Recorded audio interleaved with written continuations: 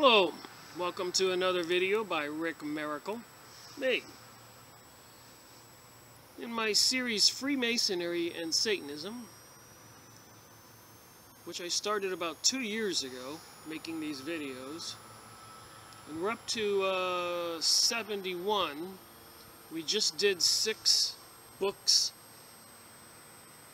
basically under the Jews, Zionist Jews, Talmudic Jews, likely fake Jews.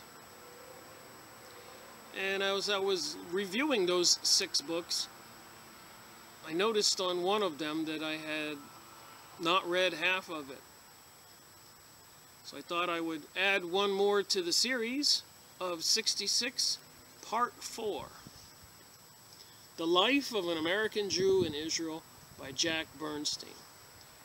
And as I've been reading this the past couple of days, I'm having one of those OMG moments. This stuff is just too crazy, and yet it paints the whole picture as we have been studying it. So I thought it would be worthwhile to add one more, Part 4, to number 66 on this book. So I'll just take off. After Israel declared itself a state on May 14, 1948, Israeli terrorism continued in an effort to push more Palestinians from their homes.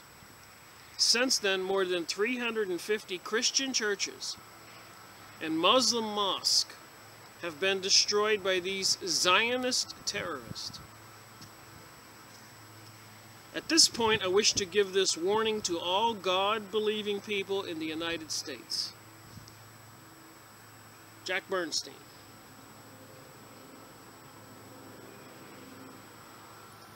Christians, Muslims, and true Jews,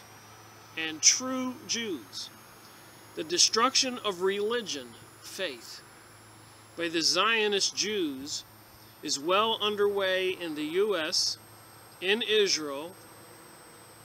It has nearly been accomplished. So even in Israel, the religion of the true Jews is being destroyed, probably has been. The religion of the Christian, the Arabs, these terrorist Zionists, like Rabbi Marvin Antelman in Volume 1, Volume 2, to eliminate the opate. Opate means to believe in God. Says that they were going to do these Frankists, Sabbatans.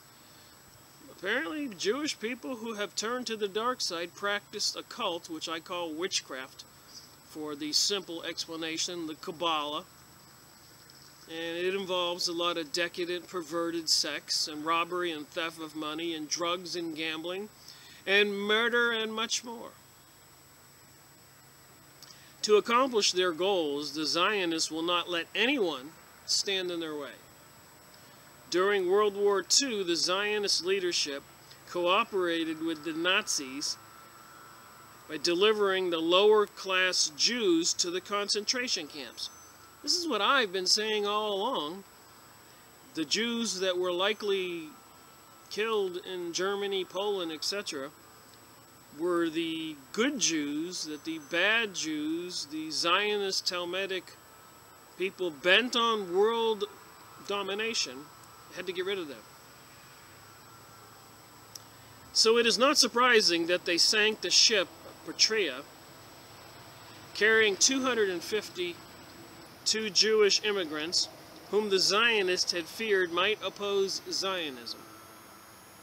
In another incident, 760 Jewish lives were forfeited when the Zionists sank the ship Stroma for the same reason. Page 53.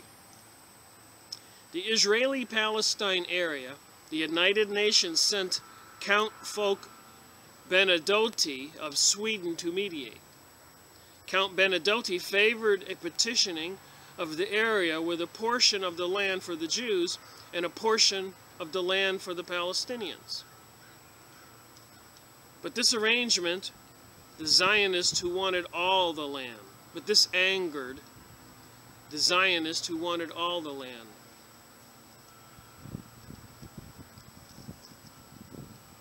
The Zionists eliminated Count Bernardino. He and his driver were assassinated while riding down the streets of Jerusalem. I believe this part I did read in my last video. Tens of millions of innocent people have been killed since the Zionist Bolshevik Jews, backed by the Zionist-oriented Jewish international bankers, took over Russia. Jews backed by the Zionist-oriented Jewish international bankers took over Russia. In the Mideast, the same Zionist Bolshevik Jews are using the same tactic. They are routing the Arabs from their land by killing untold thousands of them, rendering hundreds of thousands homeless. So we all know about 911, and this book was written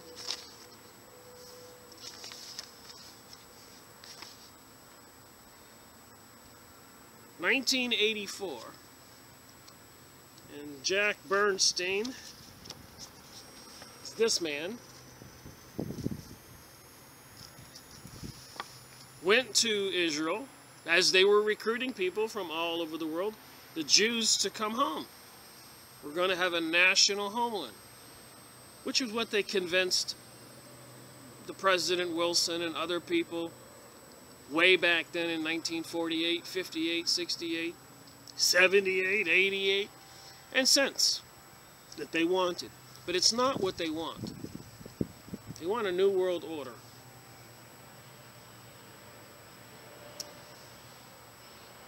The question then arises as to how many Arabs will they kill when the Zionist Bolsheviks gain control in the Mideast?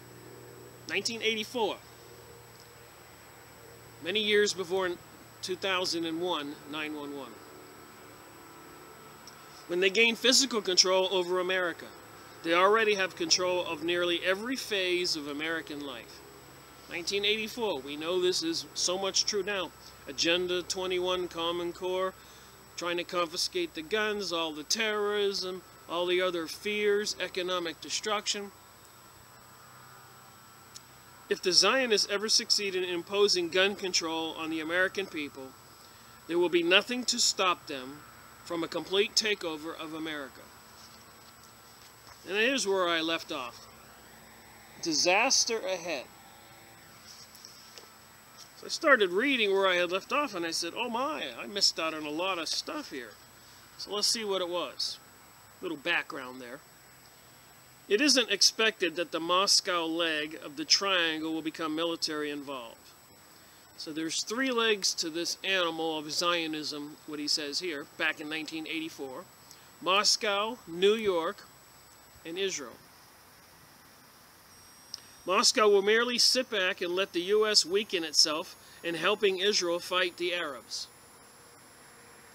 U.S. citizens demoralized, the Zionist-oriented Jewish international bankers will make their move. So they are trying to demoralize us with the economic destruction and chaos and problems.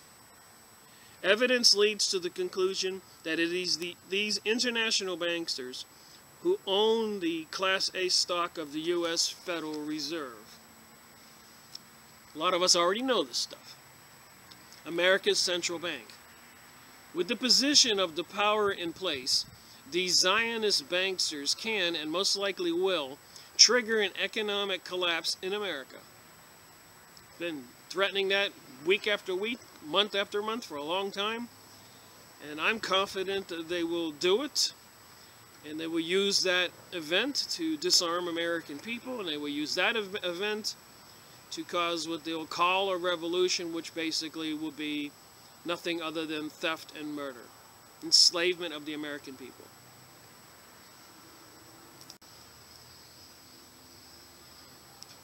So they'll cause an economic collapse in America, just like they did in 1929. When they caused the stock market crash and started the Great Depression of the 1930s. This was leading up to 1940 of World War II. And also, in 1913, they conspired with Woodrow Wilson to create the Federal Reserve. And Woodrow Wilson was their man. Not a very bright man from what I've been studying. blackmailable. They always have to have something over somebody.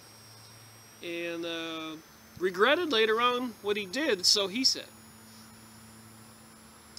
In the resulting state of confusion and in the effort to obtain food and other necessities, the American people will accept a new state's constitution. So they will create a situation in the USA where we will not have food and other necessities. And as I've been saying, it looks like they are causing an intentional economic destruction across the planet. In the United States in particular, with these guys spraying on chemicals, changing the pH of the soil, ruining the crops, controlling the weather, causing droughts. Go to geoengineeringwatch.org, dang Wigington. And then look up in the top left corner at the home page and you will see a thing called Documents. The very first document is a 1978 report, 500 plus pages back in 1978, detailing the entire solar radiation management weather control programming. And 3 full pages of documents. So there is no doubt they are on a path, and it might behoove us people to wake up. It will place the American people under the dictators of a one-world government, Agenda 21, sustainability. Wow, I just found one heck of a document at the United Nations website I need to show. They have detailed every nuances of our lives they're going to control. Permits and licensing and permission. You will never get anything done, make any money. We will all be virtually slaves, and if you don't have any money, you'll be punished for not having any money. Run by the Zionist-oriented international bankers and the Zionist Bolshevik Jews. They will control every nuance of our lives, and part of the Talmudic religion, as we know, dictates to them they are forbidden to give any mercy or leniency to non-Jews. Just saying. When it is all over, the main losers will be the American people, the Arab people, the Shepherditic Jews, original Jews, and that portion of the Ashkenazi Jews who are for justice and freedom. So even their own Jewish people who do not go along will be the losers and subject to persecution and prosecution. The only winners will be the Zionist international bankers and the Zionist Bolshevik Communist Socialist Jews. The other likely course of action will be a backup if the American taxpayers were to say, that's enough. The cost of supporting a bankrupt Israel will mean a draining of the increasing amounts of money from the American taxpayers. We know they have spent trillions upon trillions in their empire building of world domination, and say that we people of the United States owe that money when none of it has been spent on us. Actually, much of it has been spent to destroy us. Weapons and FEMA camps, hollow point bullets, and sending our soldiers to all those wars to die, and as we've all seen in the news, to have inadequate medical care when they get back. At some point, the taxpayers are going to say, that's enough. When that finally happens, then the Moscow leg of the triangle will move in to fill the void. I know that Putin has moved planes and troops into Syria now and bombing things, and the United States is bombing things in Syria. Poor Syria. And you know, after they get done with Syria, which seems to have stretched their timeline out, they have their eye on Iran. And they have their eye on the USA. They have their eye on the Europeans. And Arabs are fleeing. So they got their eye on the world. All-seeing eye. To neutralize the United States, the Zionist international bankers will most likely create an economic collapse and throw the U.S. into a state of chaos. 1984. When the military action of the Soviet Bolshevik Jews and the Israeli Zionist Bolshevik Jews will take, what military action will take against the Arab countries, only the Triangle and God will know. It is likely that they will strike into the Arab oil fields first. And I think yesterday in the news, the United States jets were bombing Syria's oil fields, where they said there were some ISIS troops. I think it's all a facade, a deception, a lie. The stakes are high, freedom or slavery. In deciding the course of action to be taken to stop the Zionist Bolshevik warlords, 2 points are the keys and must be restated and emphasized. One leg of the Zionist Bolshevik Jews is based in New York City. It was from this base that financial and organizational aid was given to carry out the Bolshevik Revolution in Russia. So they sent some people into Russia, Bolshevik Jews, from New York, murdered the Tsar. First they abducted everybody, took them someplace. Then they said, come on downstairs, we want to take a group photo. And shot him, his wife, his 3 daughters, and his son. And other people. All sitting in chairs waiting for their photo. According to what I saw on a YouTube video. And other research.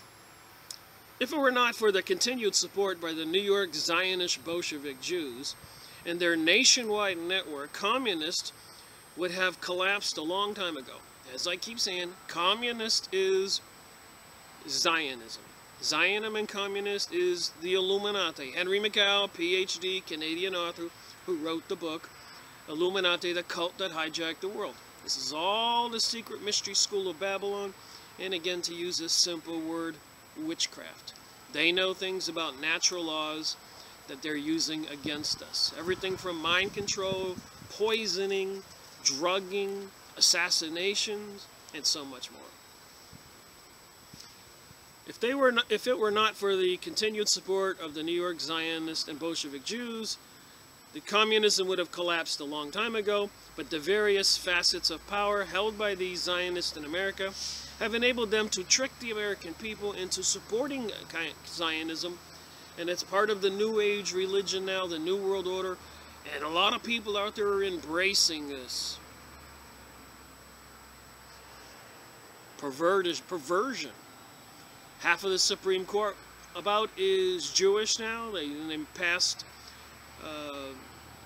a law saying that the states couldn't ban gay marriage. We have the evil folks forcing evil on the rest of us. Communism would not have gotten started, and most problems faced by Americans would not have developed if the news media would have kept the American people informed about the actions of the Zionist Bolsheviks. However, these Zionist Bolshevik communist Jews are clever. Before they began their acts of subversion in America, they gained control of the major newspapers, especially the news services, which supply national and international news to the daily newspapers. Since they are controlled and still control major news media outlets, including radio and television, they have been able to distort, omit the truth about their subversive acts. They're doing that really good today. And most people watching the boob tube TV can't recognize the propaganda when it's blabbing at them right in front of their face. And I'm standing there in the room going, oh my, did you just hear what he said? That's a lie. But nobody believes that. People are so brainwashed. Exposure is the solution. In 1920, American patriot Henry Ford Sr., we went over one of his books in the last 6 series from number 66 to 71, wrote, if the American people ever become aware of the truth about this coterie of Jews, it would be the solution. So if the people knew who the people were and what they're planning, that would be the solution. Knowledge. Although Mr. Ford had many close friends who were Jews, he was publicly vilified as an anti-Semitic and a Jew hater.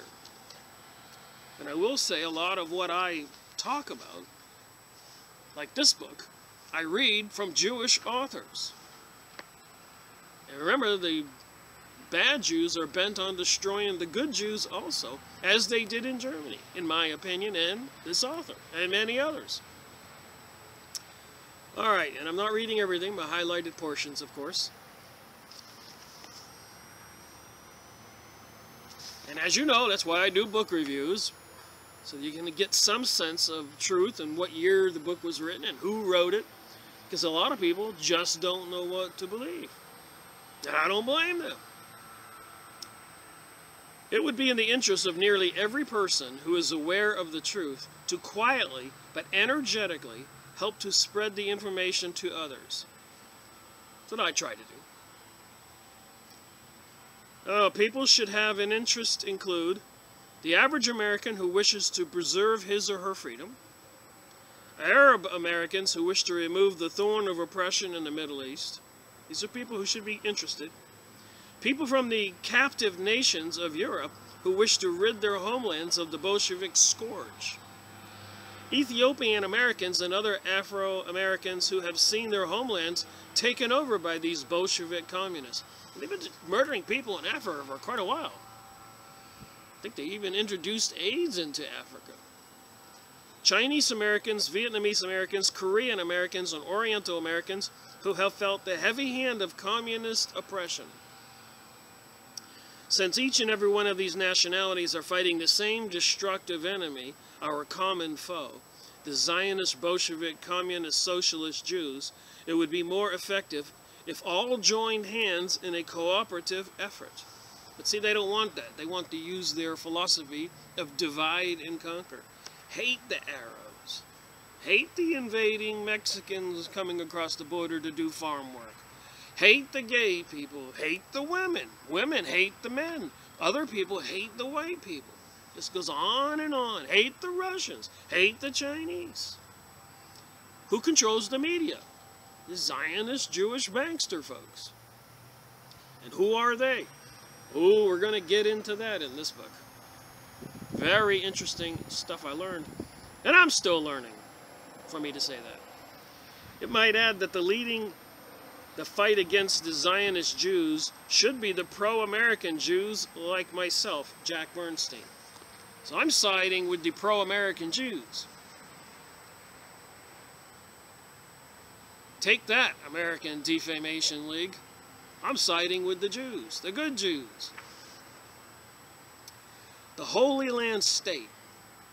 Since the land now occupied by Israel is rightly referred to as the Holy Land, all Christians, Muslims, and anti-Zionist Jews should cooperate in an effort to transform Israel into a demilitarized, Holy Land state under international supervision. Then from this Holy Land could come the Word of God instead of torture, war, and drugs. And Israel now, I think, is the main producer of weapons and sales. So much for godly and holy. The real issue. It is a waste of time to talk about fighting communism and the problems it has caused, and it is also a waste of time to talk about the internal problems facing America unless the main cause of these problems has been identified. The main cause, of course, is the Zionist-oriented Jewish international banksters and the Zionist Jews who operate behind a cloak of secrecy. Okay, that was the end of that. Then they had something here called a supplement. Supporting the allegations of Mr. Jack Bernstein regarding Zionist international bankers and Bolshevism as prepared by the U.S. Army Intelligence. It's at page 61. The following is an excerpts from the official report of the United States Army Intelligence 2nd Bureau, as was reproduced in an article printed in the British Guardian in February 13th, 1925. 1925, along with excerpts from the article itself. Can we trust back then the United States Army Intelligence 2nd Bureau? I think we might. Important note, while the report refers to Jews, the reader needs to have a very clear understanding that these are not your Jewish neighbors, shopkeepers, and those who babysit your children. The Jews referred in this report are Zionists. World of difference. And remember in Revelation, last book of the Bible, Revelation 9, it says, Jews who call themselves Jews but are not. Who are they? We're going to get to that. Zionism is a political group which believes that Israel is a super nation. In other words, the Zionists claim that Jews around the globe are God's chosen people, and therefore they collectively represent a nation which is sovereign over all others, which is why they wanted to establish a physical presence in Palestine by founding the State of Israel. So they needed a home base for their world regime, and they needed a divine reason, so they're claiming to be God's chosen people, when the ones in control of this are killing God's chosen people, the good Jews. Although the Zionists have waged an all-out campaign to bring diaspora Jews back to Israel, so they're trying to bring all the Jews that have been dispersed all over the world back to Israel, something called Aliyah. You can go look on jpost.com, the Jewish newspaper in English, and you'll see one little icon for Aliyah. Click it, and they'll show you plane loads and boatloads of people moving to Israel, big celebrations, people getting on their knees, kissing the ground. They have been fed this, and then when they get there, but they've been fed this propaganda, so they went, and they've been paid money, so they went. But once they get there and start living there, they find out it's not what they were told. It's more like a prison. Most American Jews, especially, are very happy in America, and they're proud to be Americans. They know little more, if any, about the Zionists and their hateful, subversive acts than you do. So they know little more. We got something here called Bolshevism and Zionism. In February 1916, we learned for the first time that a revolution was being fomented in Russia. We discovered that the persons concerned, given below, were engaged in this work of destruction. Jacob Schiff, a Jew. Kuhn, Loeb & Coy, a Jewish bank of Rothschilds, subsidiary New York. Directorate Jacob Schiff, Jew. Felix Warburg, Jew. Otto Kahn, Jew. Mortimer Schiff, Jew. Jerome Hanner, Jew. Gingenheim, Jew. Max Broom, Jew. There is then scarcely any doubt that the Russian Revolution, which broke out a year after the above information reached us, was worked up and launched by distinctly Jewish Zionist influences. It's all part of this New World Order, as far back as 1916 and further. They planned this, and actions were taken, revolutions were caused, destruction, theft. This was in 1916, and we know 3 years earlier they took over the Federal Reserve of the United States, which gave them control over the United States checkbook. And what if I had control over your checkbook, and I could just start writing any checks I wanted? I suspect not too long you would be very unhappy, and you couldn't pay the bills. Well, that's what they did when they took over our Federal Reserve, these Zionist Jewish folks, the banksters, Rothschilds, Rockefeller, and all the other Illuminati bloodlines, as described in Fritz Springmeier's book, Bloodlines of the Illuminati. There's so many books, and we've gone over them, and there's so many more for me to go over, but I want to go through this for the finely detailed investigation. I don't want to leave anything out. In fact, in April of 1922, Jacob Schiff made a public declaration that it was thanks to his financial support that the Russian Revolution was a success. So 1922. So I guess he's taken credit for abducting the Tsar, his wife, his 3 daughters, and his son, and having them all murdered, along with 100 million other people, it is said. Destroyed all the Christian churches, but not the Jewish temples. In the spring of 1917, Jacob Schiff began to commission Trotsky, a Zionist, to bring about an actual social revolution in Russia. From Stockholm, the Jew Max Warburg, in the same way, commissioned Trotsky and Coy. They were also commissioned by the Rhenish Westernplein Syndicate, an important Jewish concern, also by another Jew, Olaf Achberg, and Nia Bakken of Stockholm, and also by Javotsky, a Jew whose daughter married Trotsky. This established a relationship between the Jewish multimillionaires and the Jewish proletariats, all the business people. And then they had names that they gave themselves in their true name. So I won't read it off, but I'll just show it to you. It says their true name there and their war name. So Trotsky looks like it was really a Blonstein.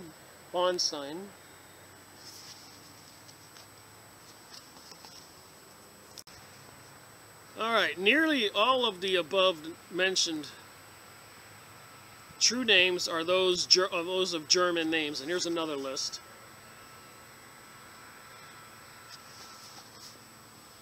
Amschel Meyer, Jewish banker of Frankfurt, Germany, and founder of the international banking cartel, adopted the name Rothschilds over 150 years ago, and also founded the House of Rothschilds. Rothschild means red shield. Among the intimate friends of Jacob Schiff is a Rabbi Judas Menges, who is also a devoted agent of his. The Rabbi Menges is a vigorous protagonist of international Judaism, Zionism. So if you want to know what Zionism is, it's international Judaism, with the homeland based in Israel. And a Jew named Jacob Milikow one day declared that Rabbi Menges was a prophet. In the early part of the 1917, the said Jewish prophet launched the first truly Bolshevik association in this country, the U.S., in the name of the Council of the People. I love the names they use. The Council of the People. That sounds like something, a Council of the People. The menace of this association was not apparent until later. So the Council of the People was a menace. They always use nice names like Agenda 21, Sustainability, lies like global warming, global cooling, and now they're pushing for control of climate change. And when has the climate not changed over thousands of years? It always changes. But people are actually buying this propaganda, the stupidity, insanity. When they look up and they can see the jets dumping out chemicals that spread out like a blanket over the whole sky.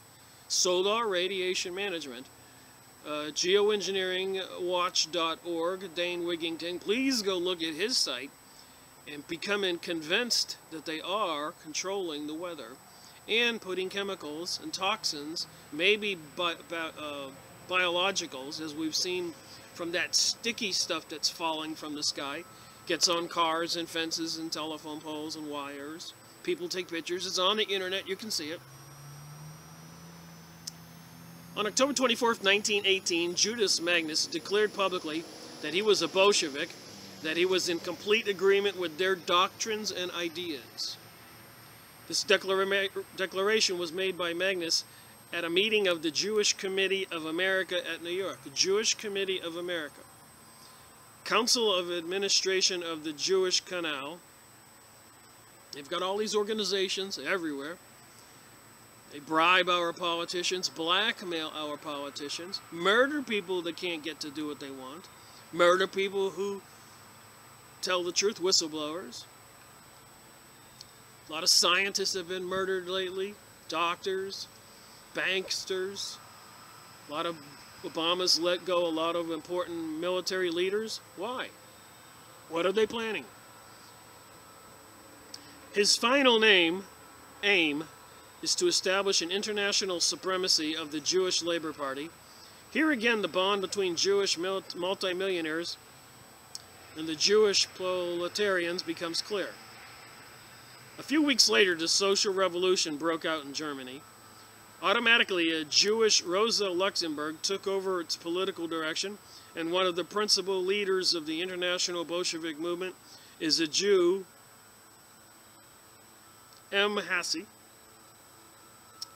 Number 8. If we note that the fact that the Jewish firm Kuhn, Lohn & Koy, in its relation with the Rheinisch-Westphalian Syndicate, a German Jewish firm, and the Brothers Lazar, a Jewish banking firm in Paris, and also the Jewish banking firm of Gothenburg in Petrograd, Tokyo, and Paris, if we remark further that the Jewish firms mentioned above are in close relation to the Jewish Bank of Speyer and Company of London, New York, Frankfurt on the Main, and Germany, as well as the Nye Banken, a Jewish Bolshevik concern in Stockholm, it will then be apparent that the Bolshevik movement as such is in a certain measure the expression of a general Zionist movement, and that certain Jewish banking houses are interested in this movement.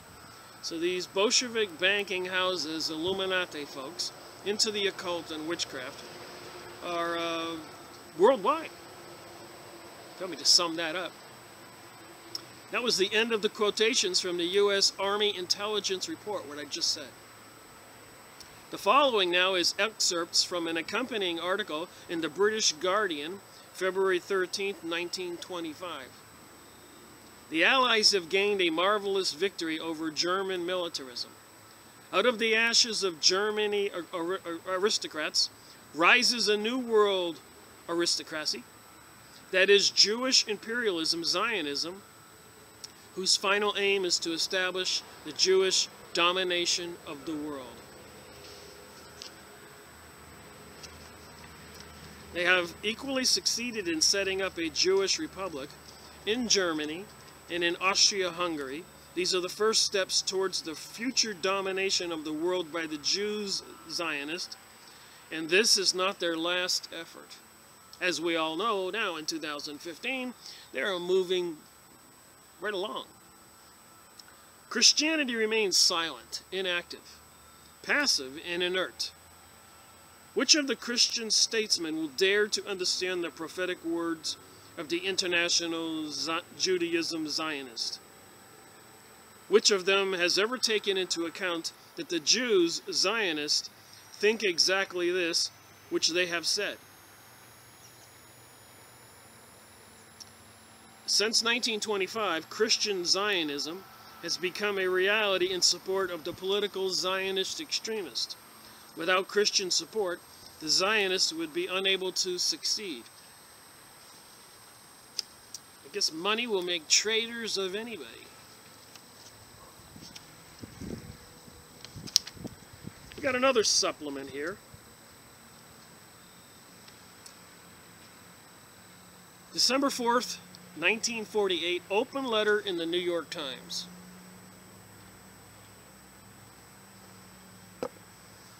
The New Palestine Party, visit of Menachem Begin and aims to political movement discussed.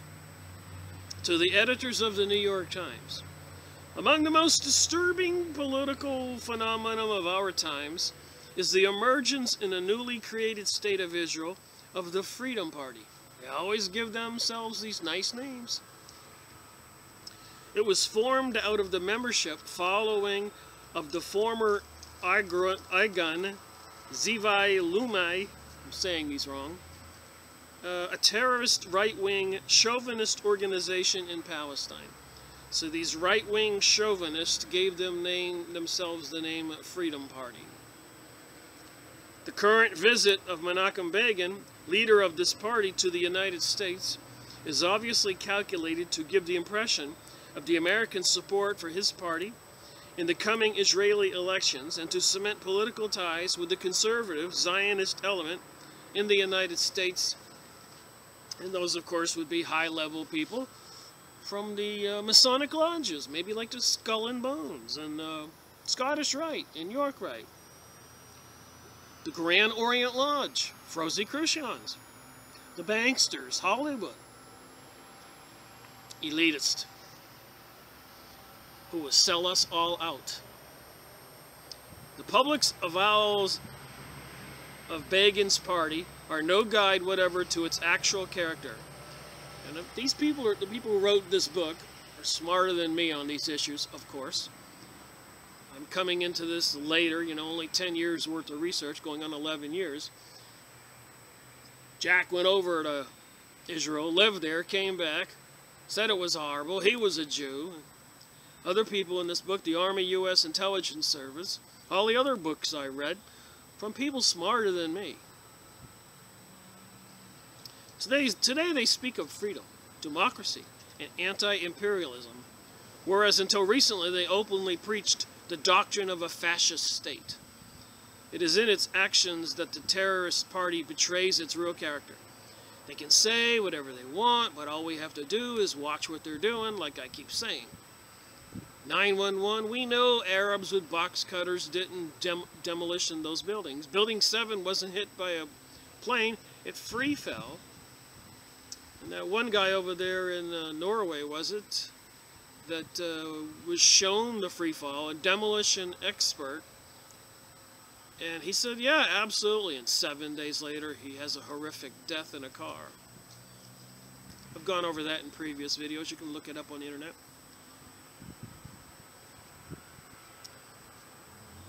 From its past actions, we can judge what it is expected to do in the future. Well, from what we have seen so far, it should be obvious to most people in the USA and the European Union, what the future plans are. The U.S. Georgia Guidestones clearly say they want a worldwide population of 500 million, and we got plus 6 billion, so I suppose a lot of people have to die. Attack on an Arab village. A shocking example of their behavior in the Arab village of Deir Yassin.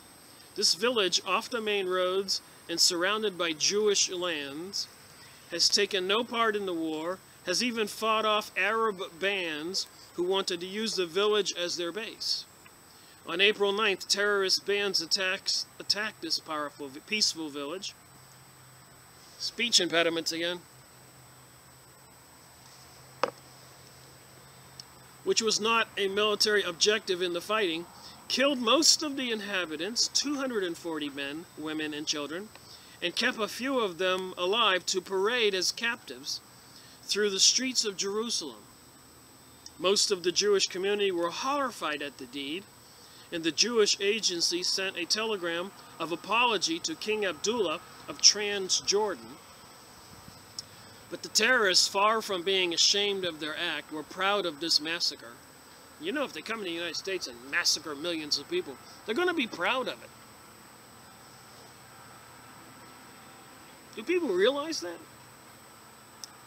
They were proud of this massacre, publicized it widely, and invited all the foreign correspondents present in the country to view the heaped corpses and the general havoc at Deir Yassin.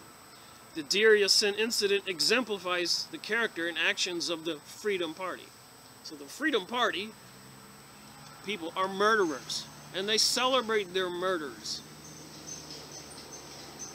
Within the Jewish community, they have preached an admixture of ultra-nationalism, religious mysticism, witchcraft, and racial superiority. And I'm not reading it all, just my highlighted portions. Get the book. Teachers were beaten up for speaking against them, and adults were shot for not letting their children join them by gangster methods, beatings, window smashing, and widespread robberies. The terrorists intimidated the population and exacted a heavy tribute. So they do here in the United States. They organize these horrific events, rile up the people to break in the windows and riot in the streets. It's all for a purpose. Please remember, the people you have been reading about are not your Jewish neighbors. They are Zionist extremists. The ordinary Jewish citizen in America does not know how the Zionist extremists have been using them to perpetrate their own agenda. We, the people, need to bring these things which are being done in darkness into the light and expose them. America is the melting pot of the world. We are a blessed nation. Don't let the terrorists of any group destroy us. We must all have the courage to stand up and speak out. God bless the USA. Highly recommended reading, the free 77-page online publication, The Rabbis Speak Out from Nutria Kata, Anti-Zionism of Israel. Go look this up.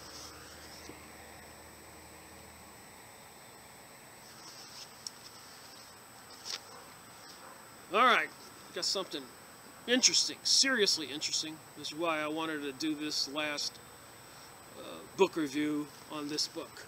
Coming up next. And like I say,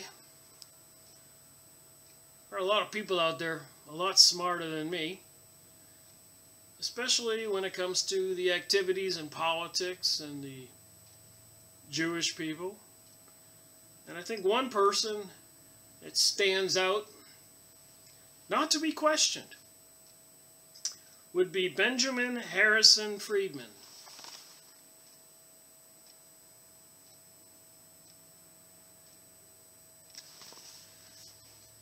And he's got something to say. And I think it might behoove the rest of us in the world today, 2015, November 10th. All right, here we go. Benjamin Harris Friedman was one of the most intriguing, courageous, credible individuals of the 20th century. He broke with organized Jewry after the Judeo-Communist victory of 1945, and then spent the remainder of his life and his considerable fortune, at least $2.5 million, trying to expose the Zionist tyranny which has hijacked the United States of America. Benjamin Friedman was personally acquainted with Bernard Baruch, Samuel Udemeyer, Woodrow Wilson, Franklin Roosevelt, Joseph Kennedy, John F. Kennedy, whom he admired, and many more insiders. And remember, Bernard Baruch, per Henry Ford's books, was pretty much the most powerful man in the United States during the war, World War I. All the Jews were advising Woodrow Wilson. He wouldn't allow anybody else in his circle, the President Woodrow Wilson. All his advisors were these Zionist folks, I guess. The banksters, the Bolsheviks, the Yiddish Jews, Talmudists, Talmud Bible.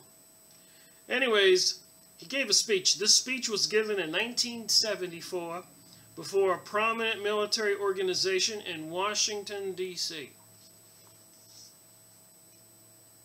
The infamous Call to Action for a Zionist Holy War by Samuel Udemeyer, printed in the New York Times in 1933, referred to by Mr. Friedman, is reproduced on page 103 for your perusal. For such a small book here, just a lot of stuff that we ought to know. Everybody. School system's not going to teach it. Alright, Mr. Benjamin Friedman is introduced. And again, I'm reading my highlighted portion so I can get through it.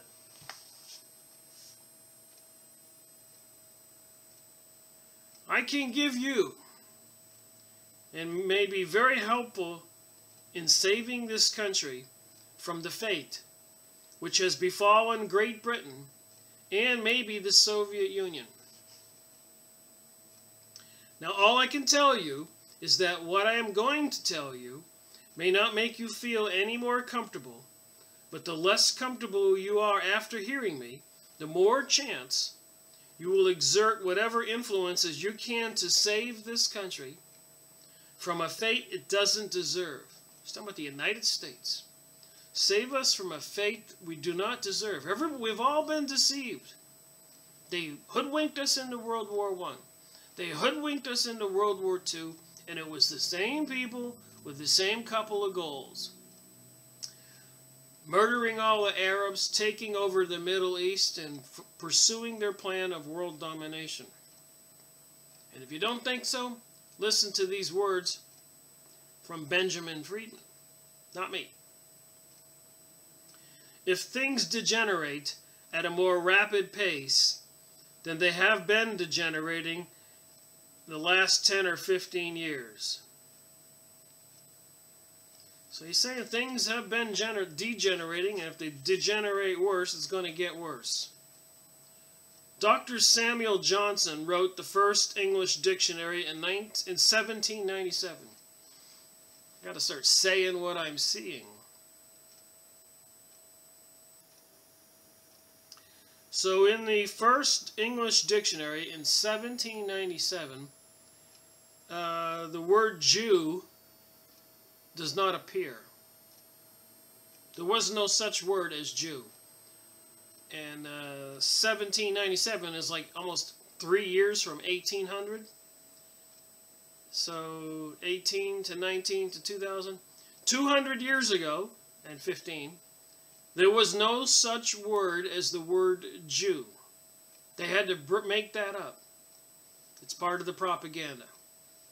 We all know, I don't even like using the word Jew. I'd rather call Catholics Catholics, or Baptists Baptists, or Muslims Muslims, or Arabs. And Jewish people, I guess you would call them Hebrews. But you can't. Because the Jews who call themselves Jews now are not Hebrews. That would be the Shepherdetics. So what are they? The word was coined, forced on us, stuffed down our throats, and I'm changing it from yours to our here, by control of all the media, by the people who are interested in leading you, us, to slaughter. The word Jew was coined for a purpose by the people who got us into 2 wars, who laid a trap to get us into a 3rd one, and who have practically taken over the control of the world, especially the control of this country, according to Senator Fulbright and others.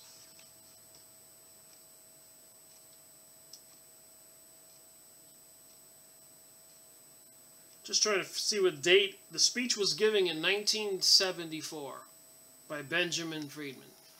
Got to pay attention to the dates. It gives us a perspective. So 74 would have been around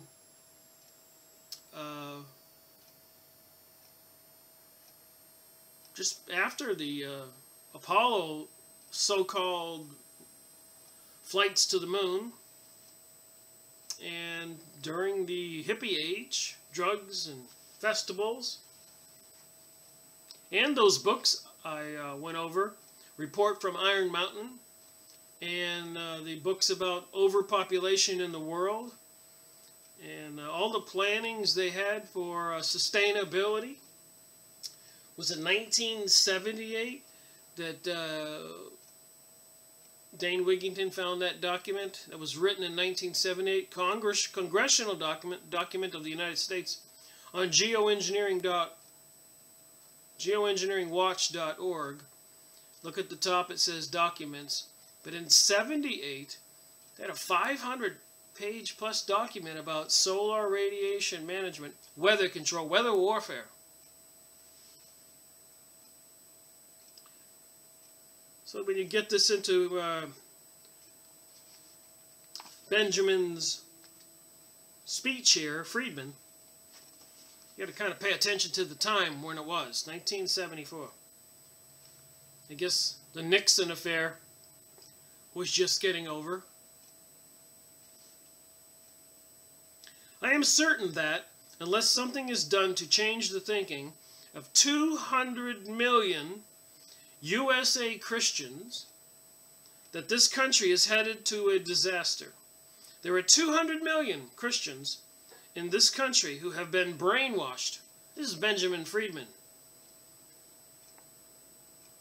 a Jewish leader who knows a lot more than most of us. He's dead now, of course.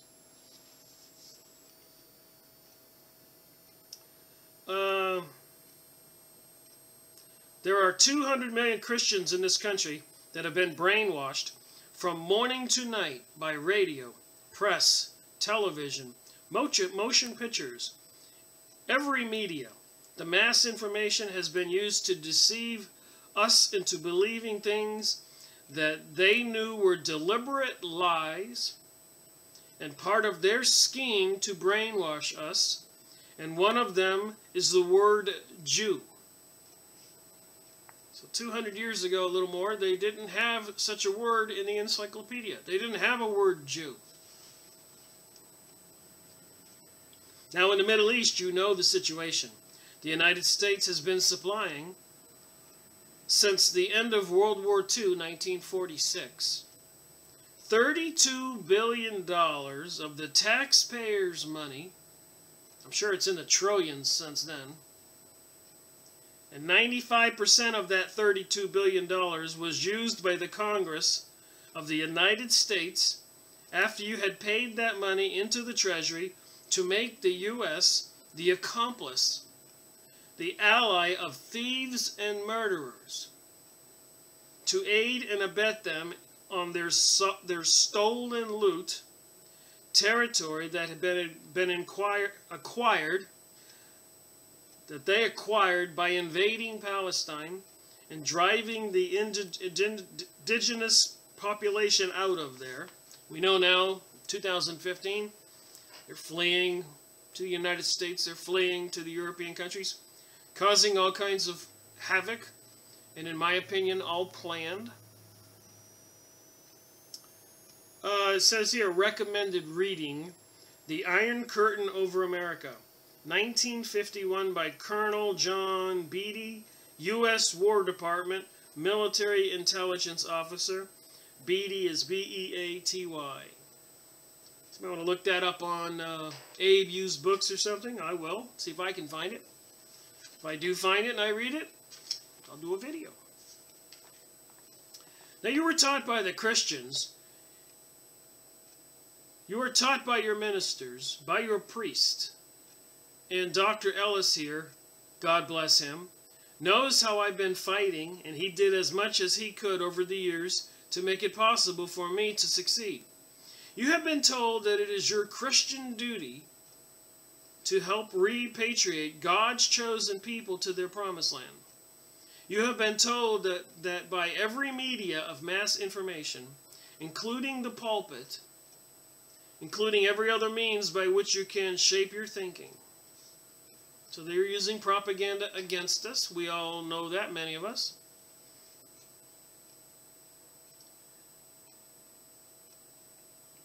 Many of the sources of information are mentioned at the end of the article, but you will find that the Khazars were an Asian nation. So the Khazars were an Asian nation. They were a Mongoloid, Turco-Finnish tribal nation, in Asia, and they had so much trouble with the other nations, who finally succeeded in driving them out of Asia, across the border, into what is known today as Russia. In the area of the Ukraine, they found there a lot of peaceful agricultural people, mostly Slavic. They conquered them. They did the same thing then as they are still doing in the Middle East now. They established there the Khazar kingdom. Now those 3 pages in the Encyclopedia Britannica tells you who they are, how warlike, how savage, how barbarian they are, and that they succeeded in sweeping across Europe to the gates of Paris and Finland.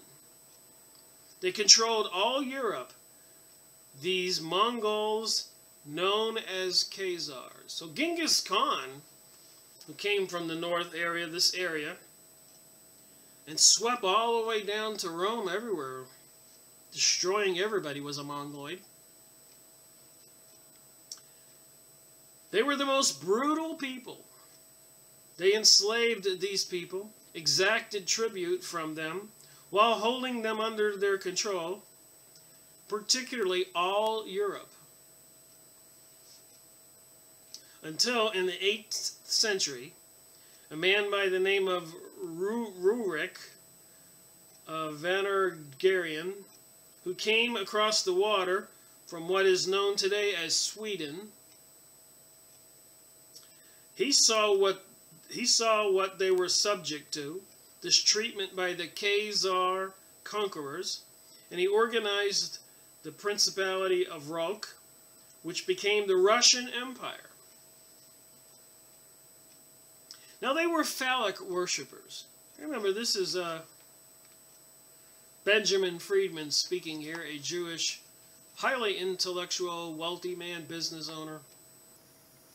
He says they were phallic worshippers. But they were phallic worshippers, and they were so degenerate. So what do we got dealing with us today? We have the gay agenda, which is, I guess, phallic worship, men loving men. And we can call a lot of other activities that's going on degenerate. And they are control of our country, the politicians, the United Nations, the banks. So we have the same people doing the same thing today as they did in the past. That when the king, their ruler, heard that there were such things as monotheistic forms of religion, belief, Christianity, Islam, Judaism, he sent for a representative of the three of them and asked them to tell him the merits of their faith. And after listening to them, I could just hear it now, the Hebrews back then would have said, well, we're God's chosen people. So I guess this king would have gone, wait a minute, that's the one I choose, God's chosen people. That's me saying that. And after listening to them, like a child would play eeny, meeny, miny, mo, to pick out the one that they favored, he listened to the three of them and said, I'm going to become a Jew and adopt the religion known today as Judaism.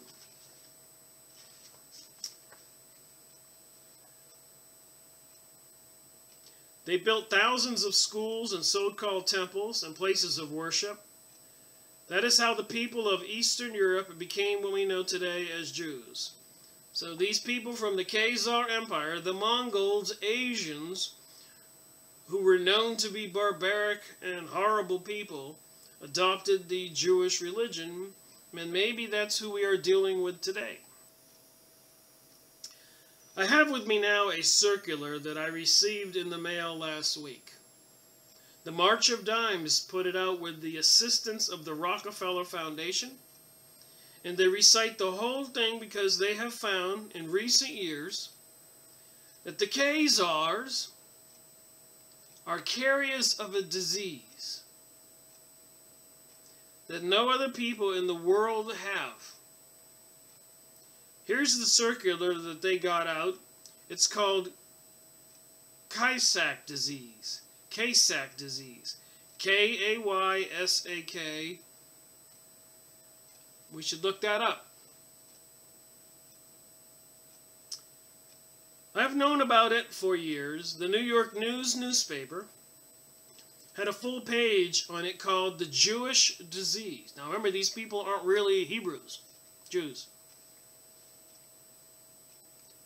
The Eastern Europeans of Khazar ancestry, known as Jews, are carriers of this Kaysak disease. When one Khazar marries another Khazar, I don't say so, Mount Sinai Hospital, the Jewish Memorial Hospital, and the Rockefeller Foundation say so.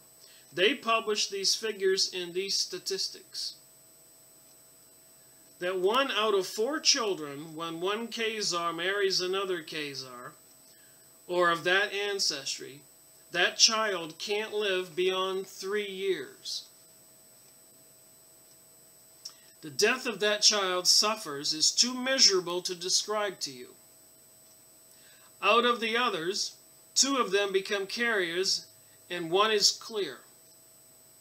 Now I have maintained, after listening for 26 years to every meeting of the United Nations, I attend and sit there. I hear these representatives of the so-called State of Israel talk. And he says, they must be crazy. Have they no shame? But I found out they are suffering from this disease. In the United Nations, they are God's chosen people, but that is the Christians' duty to repatriate them to their homeland when they know who they really are.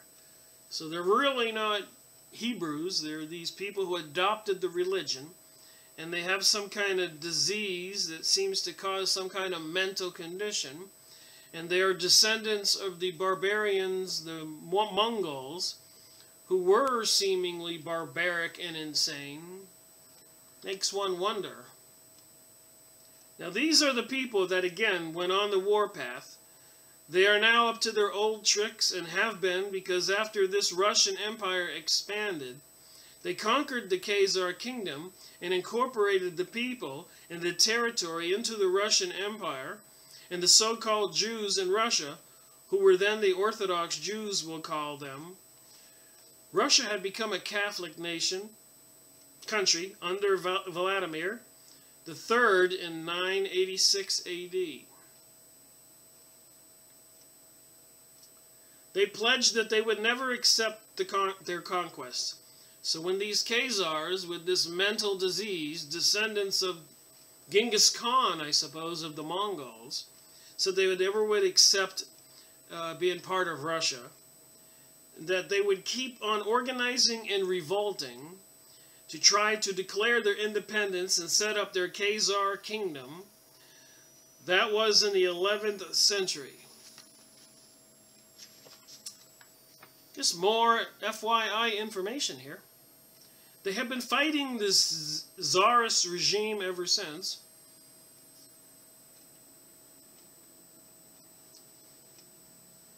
So we got some mad people in control of the world, it would seem. Now you know these people organized, and all of a sudden something developed. The last revolt that was started in 1905, we know that they did the Russian Revolution in 1917, pretty much after World War I, which weakened Russia. And then out of New York, the Bolshevik Jewish people sent in some specialists to abduct the Tsar and his family and take over the country, and proceed to kill 100 million Christians and other good people, destroy all the Christian churches, but not the Jewish temples. Bolshevism, one of the 5 rules of their revolt, was never start until the armies of the country are engaged otherwise. So they like to not get into the war and watch everybody else fight, like the U.S. and the Arabs in the Middle East, while the Israeli people at the top are sitting back watching. Then when they'll get into the war, they will destroy everything that's left.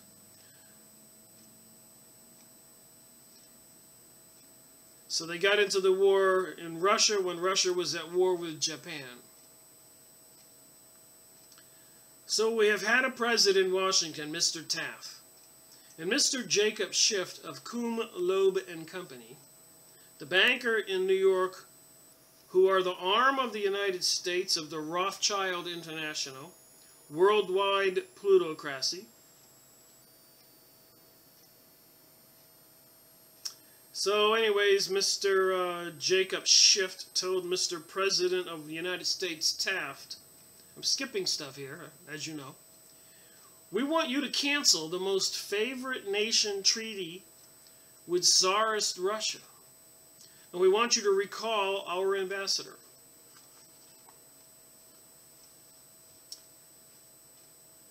So Mr. Taft told Mr. Schiff things are not what you represent them to be. My ambassador tells me differently.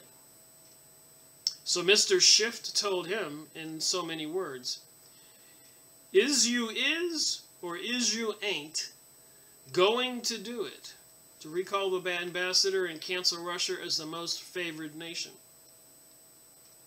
Mr. Shift said, we will put a political party. Mr. Taft said he would not do it. So Mr. Shift said, we will put a political party and a president in Washington to whom can dictate what they should do. So whom we can dictate what they should do. So here Mr. Shift is clearly saying, if Mr. President Taft, you don't do what we tell you, we'll create another political party, put somebody in as president who will do as we tell them, which they've been doing ever since. And Jacob Schiff came back to New York. He was at that time head of the American Jewish Committee and in my father's home. So Benjamin Friedman was a powerful person, and in his home Jacob Schiff would come, and Benjamin Friedman would hear everything. And then he got a job as a protege of Mr. Bernard Baruch, who single-handedly prepared the United States for World War I. They were configuring our industrial factories in the United States from industrial production to military arms production, even before we went to war, even before the U.S. people knew anything about it. Bernard Baruch was doing this, controlling Woodrow Wilson from my studies. And anyways, that's Mr. Benjamin Friedman said he would come to his house and he would hear what he was saying. So what was he saying? The stage was set to get rid of the Republican Party and the Republican president and put in their own party and their own president.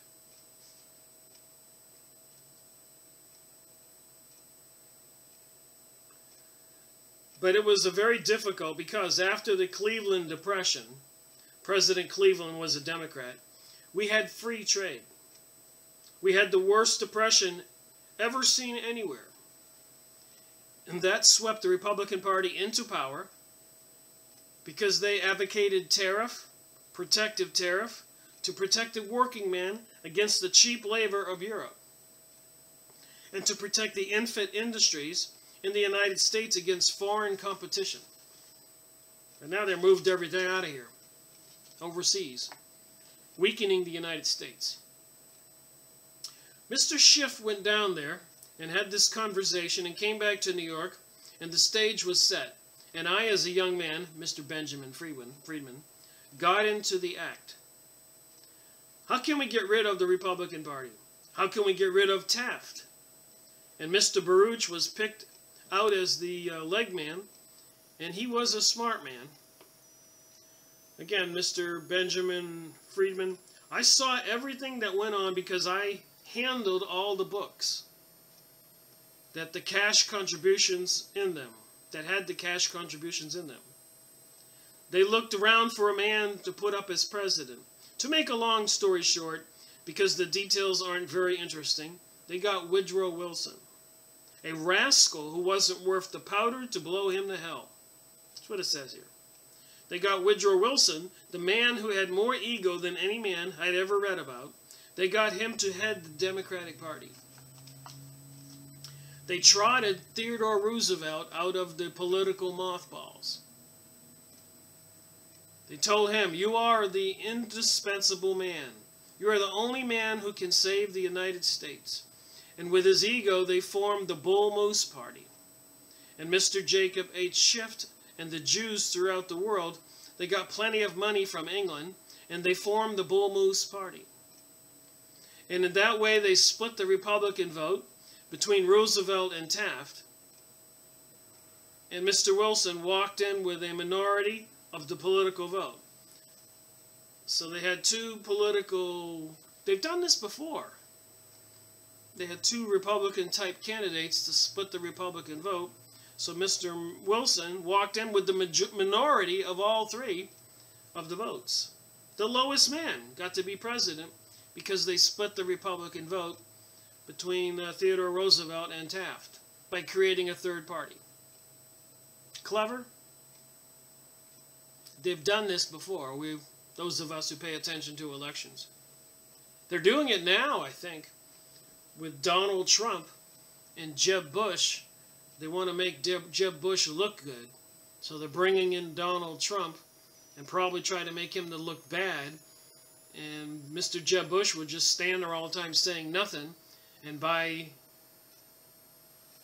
result of that, he'll wind up looking great the more that Donald Trump looks bad. These people are insidious in their plans. But there was never a lower rascal in the White House, and I've known plenty of them since that time. Now, Mr. Wilson really didn't know enough to come in out of the rain. I cannot understand how he ever got there, except that in the shuffling of cards, they had the goods on him. You find in politics, every time they pick a candidate, they put him out in front, they have the goods on him. We know this is true. If you've been any kind of a researcher, and you know anything about the Freemasonic lodges. Look at George Bush and the skull and bones in the coffin and all the other things. Clinton and his activities in Arkansas into the drug trade. They get people, they got the goods on so they can control the president and make them do their bidding. They've been doing this all along, and I've been saying it for quite a while. And so have many others. So anyways, apparently there was this woman that blackmailed Woodrow Wilson. She went to Samuel Udemeyer of the big firm Guggenheim, Udemeyer and Marshall, a prominent Democrat who supplied much money to the party. She went to him with a big package of letters. Apparently Woodrow Wilson had written a lot of love letters to a married woman. Wilson was a great letter writer. So he wouldn't have enough brains to come out of the rain, but apparently he liked women and could write love letters. When it came to making love anyways, so they cooked this up and got the idea of blackmailing him. She got Samuel Udemeyer to go and see him as a lawyer. He was a big contributor to the party and he knew Wilson, and he went there. To make a long story short, Wilson didn't have the money. Udemeyer provided it, and the boy paid the money back. Now Mr. Udemeyer told President Wilson, I'll advance that money if you will do one favor for me. The next opening of the Supreme Court, I want to name the man, he said. We've never had a Jew in the Supreme Court, and I think there's ought to be a Jew on the Supreme Court. Now we know why we have half of the people in the Supreme Court as Jews.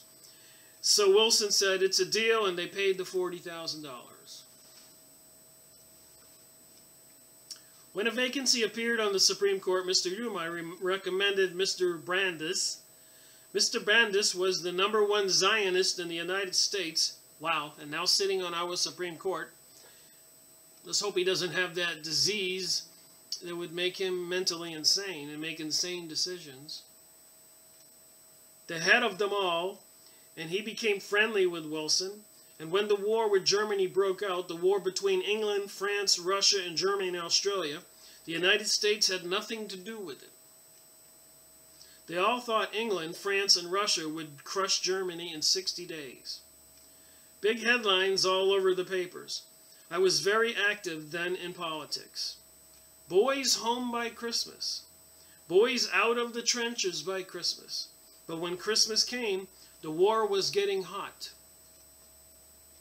The Germans had brought out the submarines, and the Irish gave them 2 bases on the coast of Ireland. And they were sinking everything that brought food and ammunition to England, which under international law was correct. Now when they saw that Great Britain was going to lose the war, the Jews were very much excited. Listen up here. Because up to that time, Germany was their best friend. Now, how do you go from a best friend to a worst enemy? I'll tell you. You betray a friend. Let's say you come home from work and your wife is in bed with your best friend. Well, I probably would think he would not be your best friend. You might even get a gun and shoot him. Well, there was a treacherous act that the Jews did. But up until this time, during World War I, England was losing. And the Jews loved Germany because Germany was their best friend. In 1822, Germany had passed the Emancipation Edict, which gave everybody in Germany equal rights. So no religious discrimination. Up to that time, every country in Europe had quotas. 1%, 2%, 3% to become a doctor, a dentist, a lawyer, a banker, a school teacher, anything. Germany passed that Emancipation Edict, and all the Jews across Europe rushed to Germany because they could get an education. They could become doctors, lawyers, dentists, druggists. So when I was in Germany, 50% of the pupils in German schools were Jews from all over Europe. Wow, what an opportunity. They all ran to Germany, and they all worshipped the Germans during World War I now. Why don't we learn this in school? Baleen, a Jew, was the head of the Hamburg American North German Lloyd line. Sounds like Lloyd's of London or something. Even the private banksters, the Hohenzollerns, were Jews. The head of the German General Electric Company was a Jew. The biggest companies, there were no discrimination at all in Germany. Benjamin Friedman is saying this, who sat in on every meeting at the United Nations. 33 meetings or something, he said here. And the Jews had a picnic there. And they were not the Khazars. They were so-called Jews that came into Western Europe when the Roman armies that came from Judea, when the Romans occupied the Western Europe. So there were two houses of worship, one in Speyer and one in Lyons. Little stone houses in the second country, which was 600 years before the Khazars were converted. So the German Jews were just as much a part as the Arabs and the Khazars are today. In fact, there was a saying, and I don't know if I can say it in this company. So now we've got two groups calling themselves Jews, but may not be. And apparently, but when I lived in Germany, the Germans said about the Polacks, they called them, the Polacks, the Eastern European Jews. So Eastern would have been towards Mongolia. It says here, where a Polak pees on the ground, grass will never grow. That was a saying they had back then. They hated them. They could never allow their children to marry them. Oh my, stuff we don't know. So when Germany was winning the war, the Jews were very happy because they didn't want Russia to come out the winner with France and England, because they thought it would be tougher for the Jews in Russia. So they were all pro-German. What happened? When the Germans trotted out the submarines, England in August or September, I don't remember just which week, but General Haig in London warned the English, we have less than 2 weeks' food supply for the whole nation of 55 million people. The food and the ammunition boats were sunk so quickly they couldn't get food or ammunition. The Germans had the 2 bases in Ireland. So England was offered a peace treaty by Germany, and they were offered a peace treaty twice. So Germany was saying, let's just let bygones be bygones and go back to where we were. And they weren't going to destroy or do all the hateful things to England, which was done later on to Germany. The Khazar Jews in New York and Washington, led by Brandeis, wow, the guy who's sitting on the Supreme Court in the United States now, then, made their promise through Felsman and Stockholm of London. They went to the British war cabinet and they said, you don't have to make peace, which is tantamount to surrender. We can show you how to win the war if when you defeat Germany and carve up the Ottoman Empire. There's the key thing right there. South of Turkey and Greece and all the Arab countries were under control of the Ottoman Empire. And that had to be destroyed so that these Bolshevik Jewish folks could get control of the Middle East, so they could gain a foothold with the state of Israel and Palestine. And then they had 9/11, and they've overthrown all the other countries and murdered many, many Arabs, millions.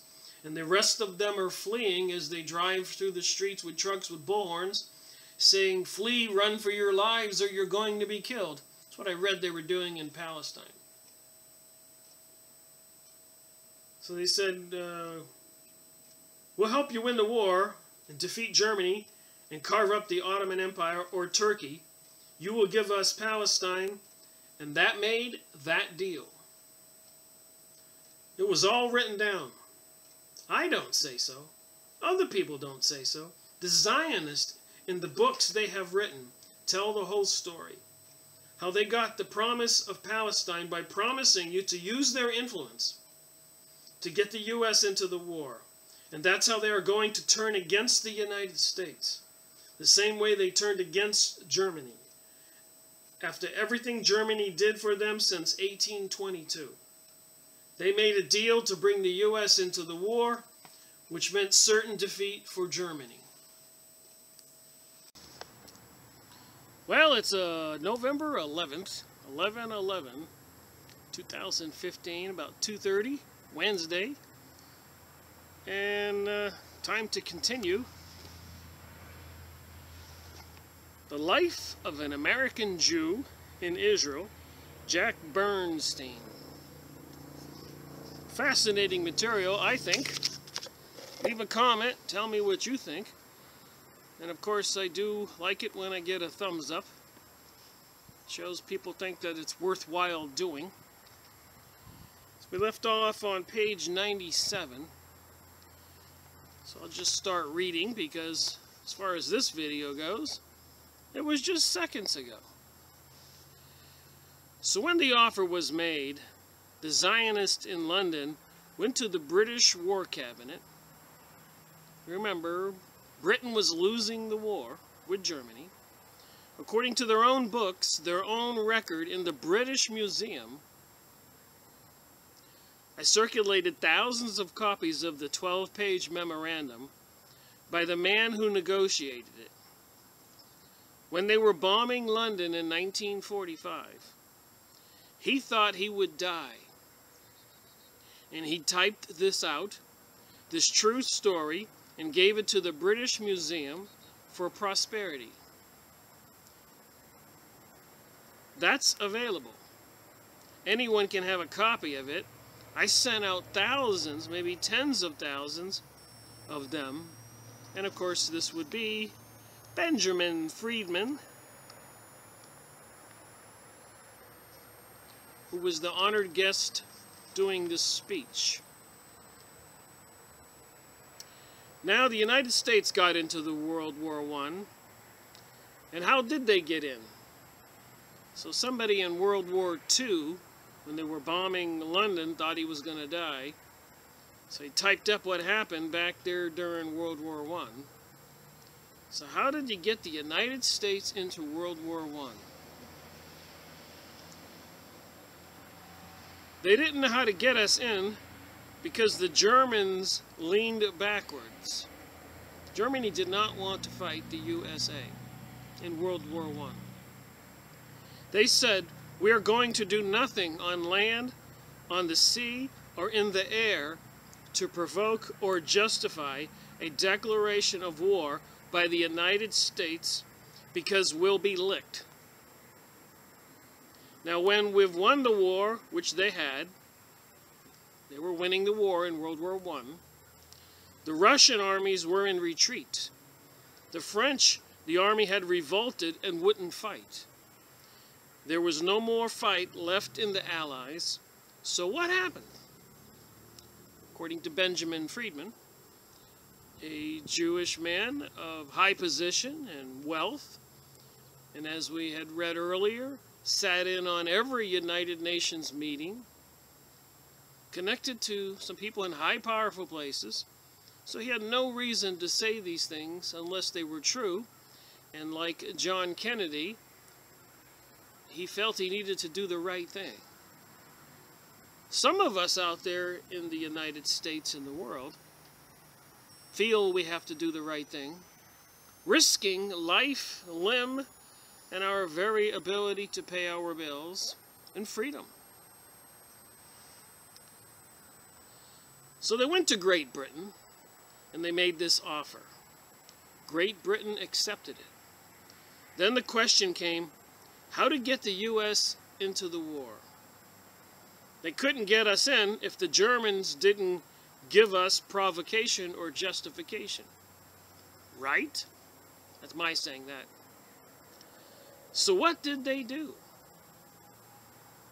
These high-level Jewish people, Illuminati types, Zionist types, bent on our New World Order, Talmudic, probably, mysticism, probably. I call witchcraft, Kabbalah, bribing our politicians, killing people who got in the way. Nothing stops these people. And now if you pay attention to the YouTube videos and the alternate websites and the regular media, everybody is vilifying the Arabs, making them out to be evil monsters. We're reading this material here. We know who the real orchestrators of world chaos and anarchy is. A message was sent to Washington that the SS Sussex, a ferry from Dover to Calaris, had been torpedoed in the Channel and that 38 Americans had lost their lives.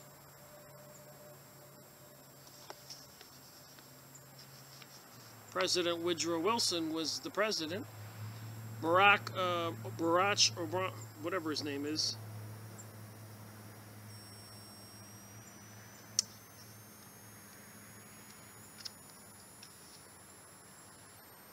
let's just say that, I'll get to his name. Oh, Bernard Baruch. Bernard Baruch, B-A-R-U-C-H, was guiding President Woodrow Wilson, along with all the other New York Zionist, Bolshevik, Jewish people. On the basis of the torpedoing and the loss of 38 lives on our citizens, Congress declared war against Germany. Now, after the 4 million men that General Pershing had been drilling were on their way over, some of them fighting in Europe.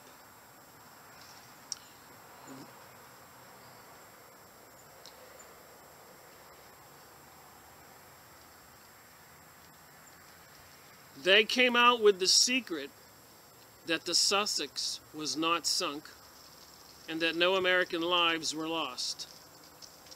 And we were in the war. So to get the war going, they say the Sussex was sunk over there in the English Channel. 38 American lives were killed.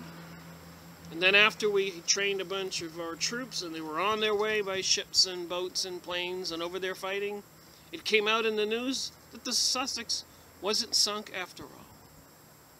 Can you see the manipulation? And this is what they're doing with these school shootings, church shootings, movie shootings, Boston Marathon shootings. They're going to keep on having these crisis actors and performances for our education. Wish they passed legislation that allows them to do that. I mean, after all, we have a zombified, ignorant, stupid, generally speaking, population in the United States.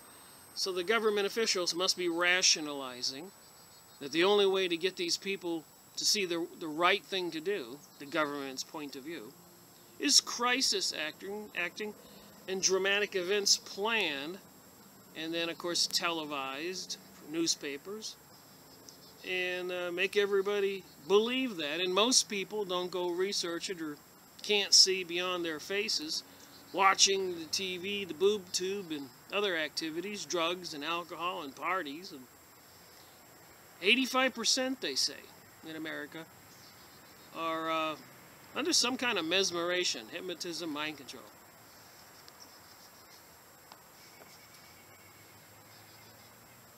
So, the Sussex wasn't sunk after all. Can you see how they do it? 911, inside job. To all the countries in the Middle East were overthrown. Can you see how they do it? Pearl Harbor. I was reading about that. We're going to learn more about that. Can you see how they do it? Japan was at war with Russia at the time. With China at the time. They had just finished a war with Russia. Now that is how the Jews, Zionists, got us into WW1. And they started everything because Woodrow Wilson was elected. We had a national debt of $1 billion, and since then it has gone up. I think now it's $465 billion. Remember, the Zionists control our politicians. They control our banks. They own the Federal Reserve, which is a private institution. And now they say it's 17, 18 trillion. Can you see where this is going?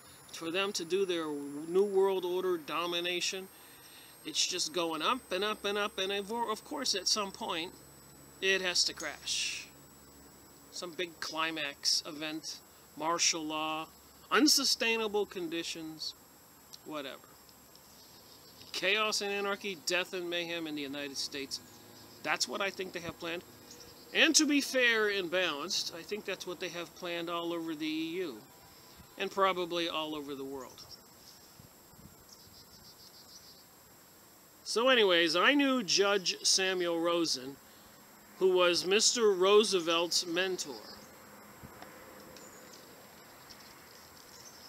Alright, now when it came to World War II, we couldn't get into the war because the Germans said, when the Americans came into World War I, look what happened to us.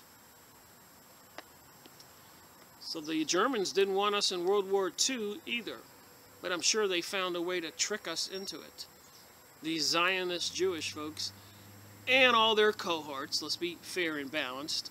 The bought and paid for USA politicians, world politicians, European politicians, even the church leaders who have been bought and paid for and turned towards the Zionist side in our Christian churches, the Jesuits and all the communists who infiltrated the Vatican, and now the Jesuits, the assassin arm of the Vatican, is in charge, the Black Pope. This would be a great novel and really good if it wasn't the fact that it's seemingly true, which means it's not going to bode well for us.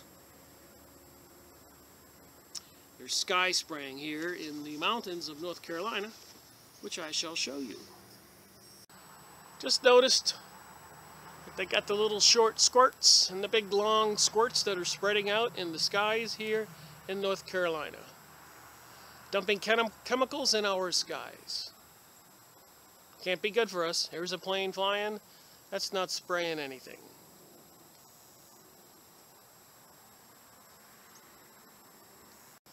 Alright, so there was a war in Europe again. Germany and European countries. And there was no way to get us into the war, the USA. And the pressure of the Jews here in New York City and Washington to get us into that war was terrific. But they didn't know how to do it. Remember, this is Benjamin Friedman, high-level Jewish man. Wealthy, owned his own business, a soap company, knew a lot of the Jewish leaders and all the conspiracy things they were doing. So as Mr. Tanzel wrote in his book, Back Door to War, he was then a Georgetown University professor of history, And I saw it in the Yale Library, the papers of the Secretary of Defense at the time. We were pushed into World War II by Mr. Roosevelt through the back door. Germany would give us no justification or provocation, but the Jews, Zionists here, were putting pressure on Roosevelt. We've got to get into that war. We can't let him do that to us. I guess they were talking about Hitler. But remember, by the book that the Pools wrote, Suzanne and James Poole, Who Financed Hitler, the same people causing the war were financing Hitler. We're controlling the United States Federal Reserve also. It just makes me wonder, when will the USA people wake up and see we're being played for fools? Are the people just that dense? That shallow?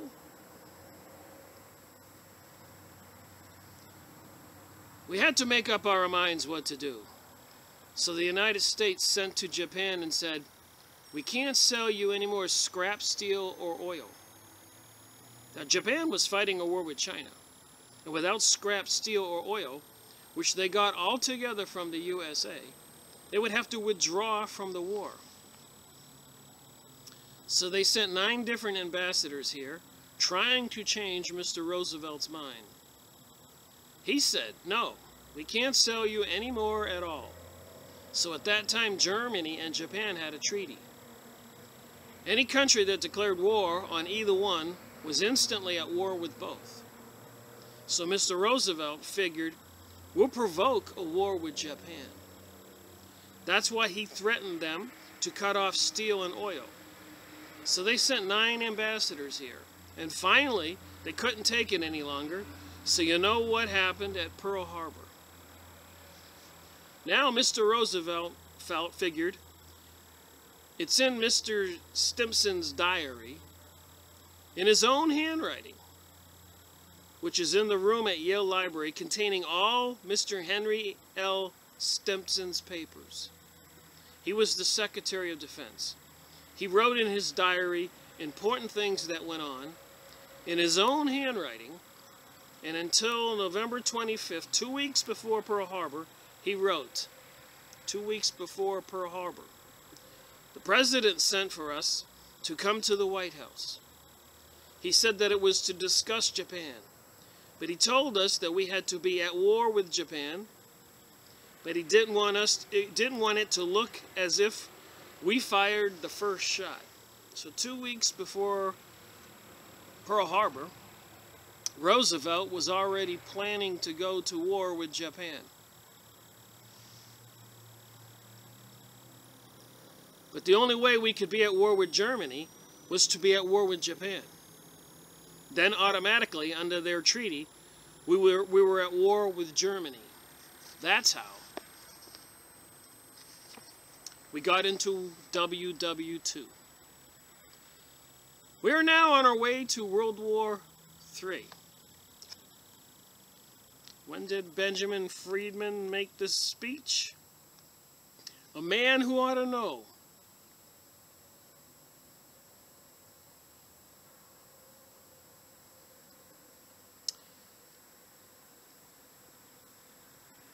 (1974),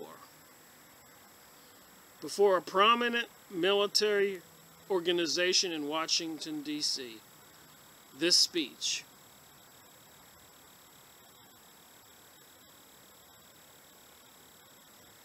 Oh my. That's how we got into the war. So now we're on our way to World War III. The chances are it will be a nuclear war. And I'm not reading everything here, just my highlighted sentences.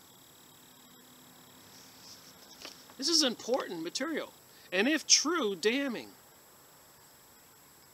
They plan on bringing the United States into World War III. Millions and millions, who knows, 100 million, 200 million. The country will be destroyed. Should we allow that? I say no. the chairman of the Senate Foreign Relations Committee, Mr. Fulbright, stated on Sunday morning television program, which according to the advertising services has 28 million listeners, he said in answer to a question about the Middle East, he said, "You cannot do anything about the Middle East," he said. "The Senate is controlled by the Jews." The chairman of the Senate Foreign Relations Committee in the United States, he said, "You cannot do anything about the Middle East." He said, "The Senate of the USA is controlled by the Jews." And to collaborate that, let's not forget Prime Minister Sharon of Israel, in a heated argument in their Congress, said, "Don't worry about the USA, we control the USA." Look it up on Yahoo search, and you're going to find millions of results on that. Unless we forget what Benjamin Netanyahu said in Fink's Bar. "We hate America. We're going to destroy America." Look it up on Yahoo search, Benjamin Netanyahu, Fink's Bar, and read the entire speech. He didn't know somebody had a recorder on. So anyways, Mr. Fulbright, he said the Senate is controlled by the Jews. 90% of them have subverted the United States Senate, and you cannot do anything. Or words to that effect. Benjamin Friedman in this book. Now, the chairman of the Foreign Relations Committee of the United States throws in the sponge and says that 90% of the Senate is controlled by the Jews, meaning the Zionist. Remember, 200 years ago or so, there was no word called Jews. It didn't exist. What is a Jew? Hebrews are people back in biblical times that were living in Jerusalem and forced to leave that area by law. They weren't called Jews. What is a Jew? It is a created word, like all the other words they use now, to kind of make people think in a certain way. Just like people making videos like this, exposing the truth to the government would be called an anti-governmental belligerent. And maybe they will deem it's acceptable to assassinate anti-governmental belligerents. In other words, prevent the public from learning the truth. So now you may expect the worst. The only way it can be averted, if it can be avoided, is to alert yourself to these facts. Benjamin Friedman, and as I said, 1984 speech before the military organization, 1974 speech. So 35, 40 years ago. And if we look at history, 2001, all the other activities, 2 wars on Iraq, shock and awe, incinerating those Iraqi soldiers while they're at their border. They had every right to be at their border. I don't think there was any humane reason why anybody would incinerate, shock and awe, a whole columns of humans. They weren't the invaders. There was no weapons of mass destruction. They were not involved in 9/11. All these lies that you've been told, that it's your Christian duty to help repatriate God's chosen people to their promised land, it's a lot of hogwash by a leading Jewish man in the United States. Well respected, well known. And we're going to be in another war unless you people, remember this speech is 1974, and others like you, wake up the 200 million Christians in this country who have been so brainwashed that they don't know whether they are coming or going. And since the cartoons and Pokemon type things that they did when I was raising 2 boys, those little cartoon characters, animated characters on little chips that made humans look like some kind of monsters. And now if you go down in the public city streets and squares, a lot of the young people look like the monsters, and middle-aged people now. So many years have passed since this time. The cartoon characters, I've watched the cartoons in the living room while the kids were watching them. And some of that material that comes out of the mouth of the cartoon characters is horrific. And then adults TV programming, shows like zombies and other shows, vampires and everything else, it's just insane. Bizarre. Unbelievable. Mind control. Propaganda. In the grade schools, showing grade school children homosexual videos, teaching them that sodomy is acceptable. Just grotesque, bizarre, insane. And we, the people, are allowing this.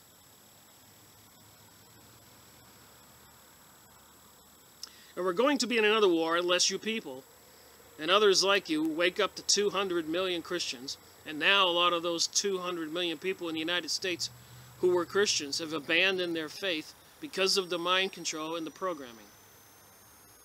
In this country, who have been so brainwashed that they don't know whether they're coming or going. They are running around in circles, and all you hear is Jesus was a Jew. And I've told you now that that word didn't exist when Dr. Johnson wrote the dictionary. So the Jews did not kill Jesus because there was no such thing as Jews. And the word Jews now seems to encompass a lot of people who were not those Hebrews back then in the Bible. Those people in Jerusalem, those Pharisees who were jealous of Jesus' popularity and interfering with their power, wanted Pontius Pilate to crucify Jesus. They were not Jews. There was no such word as Jews back then. I've done all the research on it. It never existed. And then again, there is the Father here who will bear witness. Pontius Pilate wrote on the crucifix on which our Lord and Savior was to be crucified. Jesus Nazarenus Rex Idorum, which translated, and anybody who has had 1 year of Latin knows what it means. Jesus the Nazarene, he was obviously born in Nazarene, Jesus of Nazarene, the leader of the Judeas. So they were called Judeas, people who lived in the Judea. Leader of the Judeas, the genitive plural, and Rex comes from Ringo, to lead.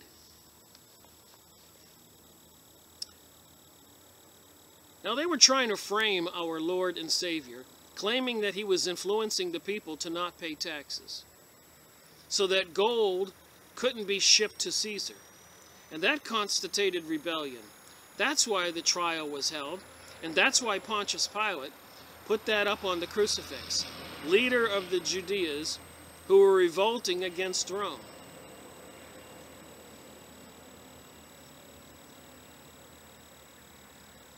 Now we all know, every one of you has heard hundreds of times, that at this trial, Jesus said, "Render unto Caesar that which is Caesar's, and unto God that which is God's." He was not advertising the people to withhold taxes paid to Rome. So you see, you representatives and high representatives of the 200 million Christians in the United States have got to learn the facts.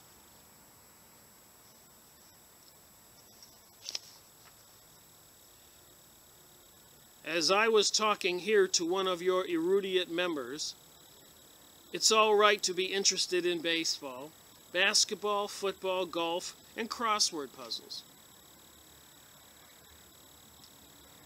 Maybe it satisfies the ego.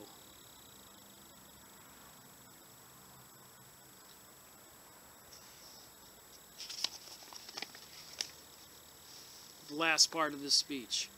Now, we didn't ask you to come into the world, neither did our children. We didn't ask to come into the world, neither did our children. But we owe them a debt.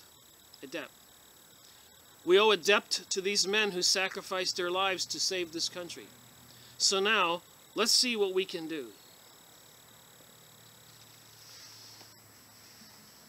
So these Jews, which the word didn't exist over 200 years ago, these Zionist people, who appear to be Khazars, or people from descendants from maybe Genghis Khan.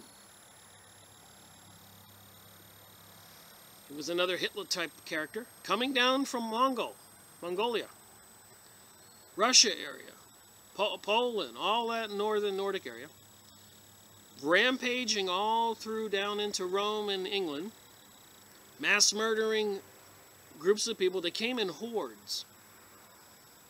I think I saw one of the pictures of Genghis Khan where Genghis Khan said he was doing this as God's punishment to the people for being evil.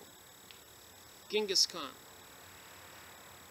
We read about the Talmud in my videos, and they think we non-Jews are animals with no souls. And the best of the goyim shall be killed, non-Jews. Goyim means cattle. With the New World Order, they want to enslave everybody. And with the technologies today, they want to microchip and computerize and track everybody. Just like a really good business. And each according to his needs. There will be no luxuries. Freedom will be gone. It'll be like the movie Hunger Games. Alright. Got another little speech here. We can end this video. Samuel Udemeyer, who has been referred to frequently by Benjamin Friedman. Following is the text of Udemeyer's call to action, as it was given by him over radio station WABC after his return from Europe, and as it was printed the next day. See, the Zionist Jews all over the world had declared war on Germany. 1933. And we've gone over this in a previous video. And I need to get the book and show it. I'll get it now. I'll try to make this brief. But we went over this book earlier, in an earlier video. If you can go online and get it, you will appreciate it. Bosch and Bolsheviks. I suppose that means Germans and the Bolshevik Zionist Jews. Nestor Webster, Secret Societies and Subversive Movements we just went over. And the French Revolution book I showed you that I read by Nestor Webster. So she is an expert on these subjects. But the short story is, as we've read in this book and other books, Germany was the Jews' best friend. I think it was 1880 or something, 82. They passed a law. Everybody was equal. And the Jews from all over Europe flocked to Germany to get educations as doctors and druggists and other skills. It was, they had found their utopia in Germany. 1880, 1890, 1900, 1905, 1910. Now remember, the First World War I was between Germany and England. And from my research, Germany was prospering immensely. And Britain, its empire was losing, economically speaking, because of Germany's growth. So that caused conflict and disagreements and a war. America was favoring Germany. Russia had a lot of those Genghis Khan, I'll just use it as an analogy, type people, the Yiddish Jewish people, Khazars, who maybe not, according to this book, have some kind of disease that gives them some kind of mental condition, something different with the DNA, behavior, aggressiveness, no mercy, cold-blooded, desire to dominate, attitude in Russia. This is well known. And so Russia had something called a program, P-O-G-R-A-M. I guess in the United States we'd call it a program. I also call possibly a presidential executive order, like the presidents in the United States have been doing lately, against the people. So the people, the Zionist Jewish people, whoever they are, were fleeing Russia and found welcomed arms in Germany prior to World War I, during World War I. They had found themselves a place where they were treated as equals. And they had found themselves in many high places, business, leadership. So during the war, the people in New York, the Zionist Jewish folks, saw that England, Britain, was losing the war. The Ottoman Empire controlled all the Middle East. That was another empire, like the Russian Empire, the German Empire, Kingdom of United Kingdom, Britain, London, America. The Ottoman Empire, look it up, stretched over all of those lands. So they needed to bring down the Ottoman Empire because in 1776, a little further back, when the Illuminati was created by the Rothschilds, and the same year the United States was created, with all the Masonic symbols like Washington, D.C., with the street plan like a gigantic owl, Moloch, which is like the owl in the Bohemian Grove, California, the gigantic owl, where they have a fire in the belly, where a lot of our presidents and leaders have been photographed there. Dress up in the summertime in long robes and have something called a cremation of care, screeching and howling like at a witch's coven ritual, dressed naked in long robes, bringing in gay men for sex, ritual sex, I suppose, satanic, throwing a baby into the fire. Just saying, these are the people also in New York who decided that they saw an opportunity here. That if they gave Britain enough money and got the United States in the World War I, now remember, they controlled Woodrow Wilson. They put him in position on purpose because President Taft wouldn't go along and said, my ambassador over there to Russia tells me a different story than what you're telling me. So the New York Zionist Bolsheviks, Mongolian DNA maybe, Russian area, Yiddish Jews type people, who were not Jews because the word Jews didn't exist, told Taft they were going to get him somebody in office they could control. We read it in this book by the people who would know. It's what they said. So what they did is they brought, revived Roosevelt, I guess he was retired, created the Moose Party. And so you had the Moose Party Republican, the Republican Party with Taft, and the Democratic Party with Woodrow Wilson. So they split the vote. And Wilson had the fewest votes of all three, but he won because the other Republican votes were divided between the other two. A tactic they've used many times, even in Florida with Jeb Bush counting Chads in an election that seemed like it was a big fraud for George Bush's re-election. And many times throughout history, they played this little game. So anyways, they found an opportunity with Britain. They said, hey, look, you don't have to lose this war, because Germany offered them a treaty to end the war, no reparations, let everything be as it was before. Very gracious of Germany. And remember, many Jews were living in Germany, welcomed, and the Jews there thought it was their utopia, World War I. So, Britain took up the New York Jews' offer and said, okay, give us the money, help us with that, and bring America into the war, and then we'll work with you to destroy the Ottoman Empire and give you a homeland, to annex some land in Palestine, So you can create the state of Israel, which, as we all know, was a plan fomented hundreds of years ago to complete the New World Order. As Albert Pike said in 1880-something, you can look it up, I've showed it in previous videos. I have a good memory, but I can't remember every exact date. But he wrote a letter to Mazzini, a friend of his in Italy, and he described exactly the 3 world wars that would be required to have the New World Order, and he got that information in a vision. We're talking about mysticism again.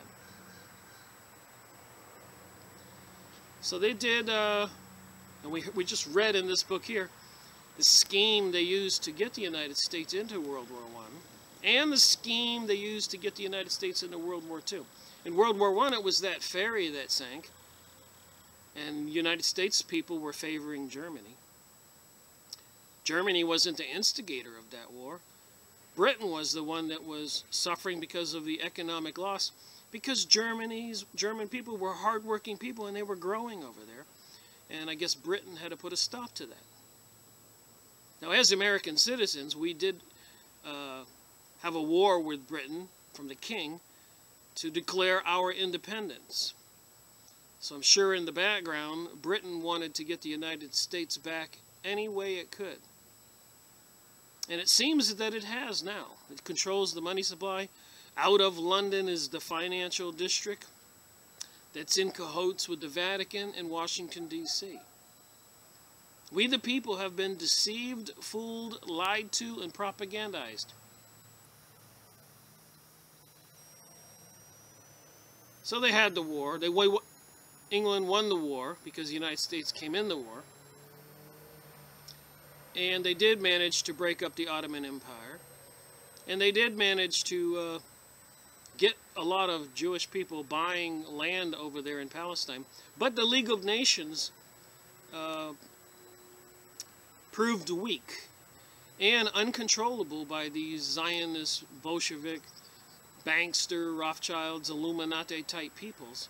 So they dissolved it, and during World War II they created the United Nations, which they controlled completely, which is also into the occult and mysticism, Kabbalah type stuff, witchcraft.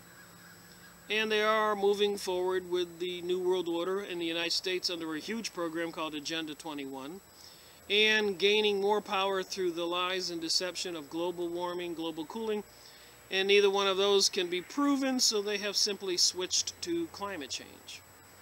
And I keep saying, when is the climate not changed? So the point of all this conversation and commentary is that we're being deceived. We've been deceived. We're being deceived. And in this book here,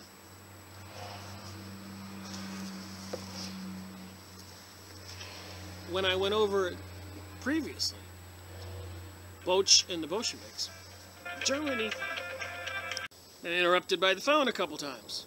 Pardon me. Gotta pay attention to my day job, or I won't be able to pay my rent. But anyway, so here these Jews were thinking they had their utopian land in Germany, opportunities galore. And all the Jews who had come to America found another utopia, a country that was fair and balanced to them, treated them equally, opportunity galore. But in Germany, they made a deal with Britain. So they betrayed Germany.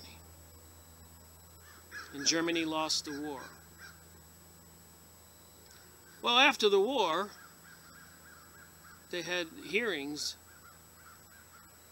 Versailles hearings, I guess that's called, Versailles. And during those hearings about, they wanted Germany to pay the reparations, damages. And there was arguments and discussion. And it came out about the betrayal, about the New York Jews. And then the Jews in Germany had to comply with their leadership, betraying Germany in World War I. So World War I was over. And still Germany didn't harm a hair on all those Jewish people still in Germany after World War I, after learning about the betrayal. There was resentment, I'm sure.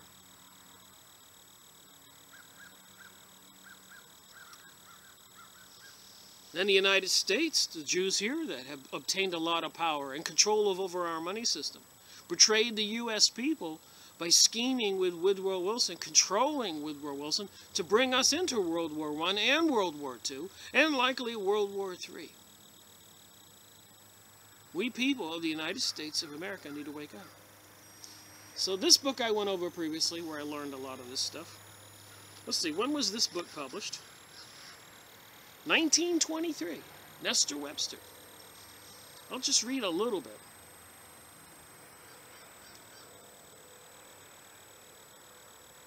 And during the Great War, had not the Jewish propagandists, the Great War was World War I, proved some of Germany's most efficient agents, especially in America? Had not international finance in the main supported her? So here these Zionist Jewish folks in America were supporting Germany during the Great War. Was it not a Jew who placed in the mouths of German soldiers the hymn of hate against the country that had befriended his race? By December 1917, War Memories to 547, that's a book, War Memories. I suppose I should try to get that. He had begun to recognize Bolshevism, this would have been General Ludendorff, as an uncommonly dangerous enemy for us, i.e. the Germans. Again, in the next month, Germany, in 1918, he wrote, the intentions of the Bolsheviks to revolutionize and destroy Germany became more and more obvious to everyone who was not totally blind. 1918, after World War I. Page 37. The one enemy of all mankind, this is 1923, by which we may conclude the Jews are again indicated. I could go over this book again, because as I keep doing these book reviews, I keep learning more and more and more. And future books that I will read and go over, after learning all this, it all becomes clearer and clearer. So the Jews who found a utopian homeland in Germany, after suffering under the hard hand of the Tsar in Russia, because, I'm confident to say, those Bolshevik Jewish people were acting arrogant. And as I saw at a local business poster board recently, where it said you have to wear shoes and shirt and proper attire to get in, and not have the attitude of entitlement. So I suppose these people who think that they are God's chosen and are not even descendants of Hebrews, the Khazars and the Genghis Khan attitude prevails in their blood. And maybe they have some kind of DNA ailment disease, but they have an entitlement issue. And they were causing a lot of problems in Russia, so they were fleeing to Germany, who had welcomed them. Then they turned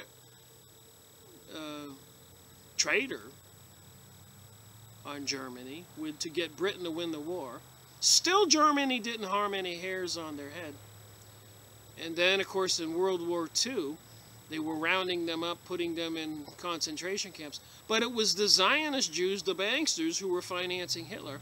So I suspect it was the Shepherdetic and good Jews who would not support world domination and a new world order, who were the ones being rounded up and enslaved or killed.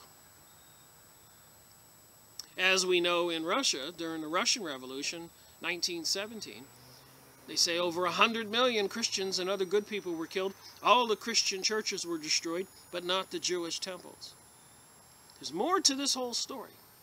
So now I can read Samuel Udemeyer's speech here, and maybe all that will make a little more sense.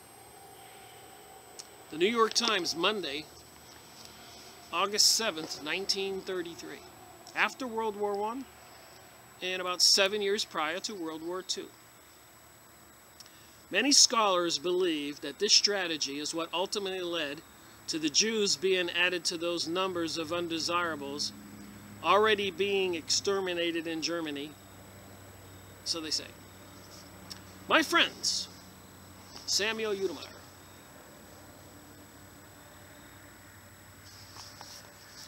What a joy and relief and a sense of security to be once more on American soil.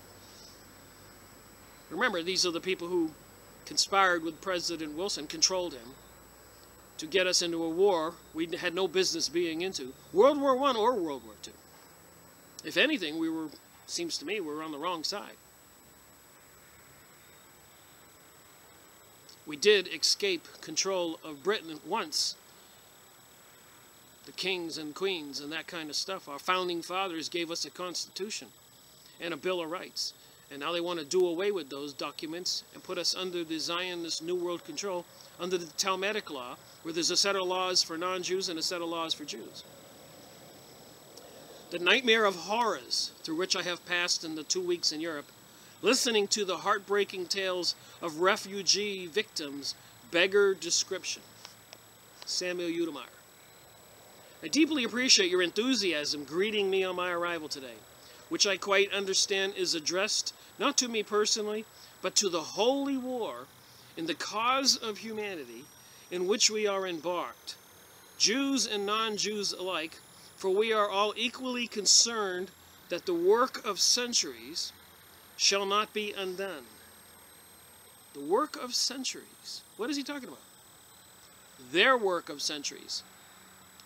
And that civilization shall not be allowed to die. It is a war that must be waged unremittingly until the black clouds of bigotry, race hatred, and fanaticism that have descended upon what was once Germany, but is now medieval Hitlerland, have been dispersed. So he's back in New York, and the New York banksters and all those elites financed Hitler, and he's having this speech. He's speaking with forked tongue. If we will but enlist to a man and persist in our purpose, the bright sun of civilization will again shine upon Germany, and the world will be a safer place in which to dwell. As our ship sailed up to the bay today, past our proud Statue of Liberty, and I'm certain he knew that the Statue of Liberty has some interesting mysticism, symbolism. It was given to the United States by the French Freemasons. Apparently it's holding the torch, like Lucifer, if you see pictures of Lucifer, the devil, the light bearer, holding the torch, and a face like Hermes, the god, and then the crown, the symbol of the sun. Their religion, the New Age, is the sun god, like on the all-seeing eye on the dollar bill. You'll see the sun's rays behind it. And he says the word sun here. This speech is in code, from my opinion.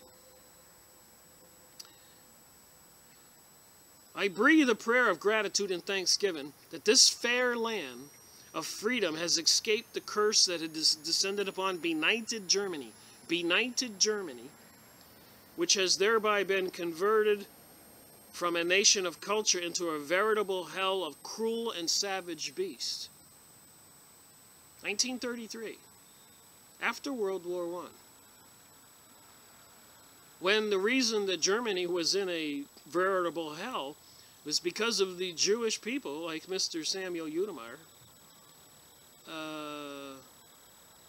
put reparations on Germany, a bill so huge amount of money they could never pay. It was crushing the country. So yeah, it was a veritable hell. Moving on to Mr. Samuel Udemeyer's speech. We owe it not only to our persecuted brethren, but to the entire world to now strike in self-defense. 1933, World War I hadn't even started. A blow that will free humanity from a repetition of this incredible outrage. This time the Jews are the victims. This time the Jews are the victims? Well, I do know that Germany at that time was aware of the betrayal during World War I. Next time it may be the Catholics. Well, we know the Zionist Jewish folks, from my reading and all the Freemasonic lodges and books and everything else, are bent on destroying the Christians, have infiltrated the Catholic Church, as said by many people in the communist documentation, and people, communist types, who testified before Congress, or to the Protestants.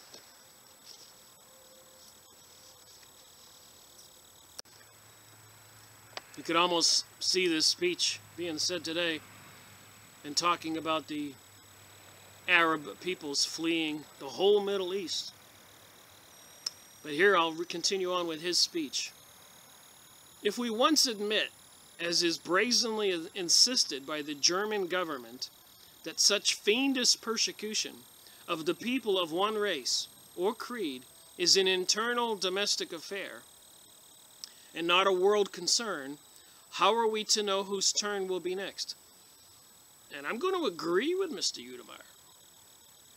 If we allow them to continue murdering the Arabs, as he says, whose turn will it be next?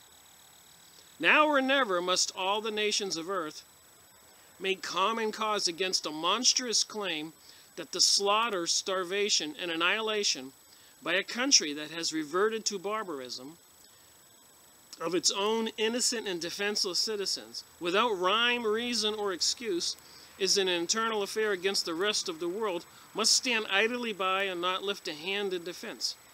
Again, I say, 100 million people were killed in Russia at the behand of the Bolshevik Jews. The New York Zionist people sent in trained communist people and a team of people to abduct the Tsar, his family, took them to remote locations, murdered them, and then the Middle East. So this man is speaking with forked tongue, because what he's saying here is what they're doing to the Middle East, what they did to the Russians. Then they betrayed Germany, as we learned in this book and many others. I have seen and talked with many of the terror-stricken refugees who have had the good fortune to escape over the border, though forced to leave their property behind them.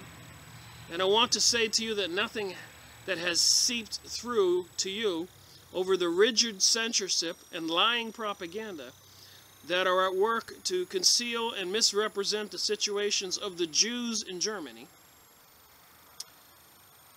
The Jews in Germany were making out like bandits, I'm sure, when the reparations after World War I of the Versailles treaties, which were so outrageous that it virtually destroyed economically the German people, and the German people were starving and much more.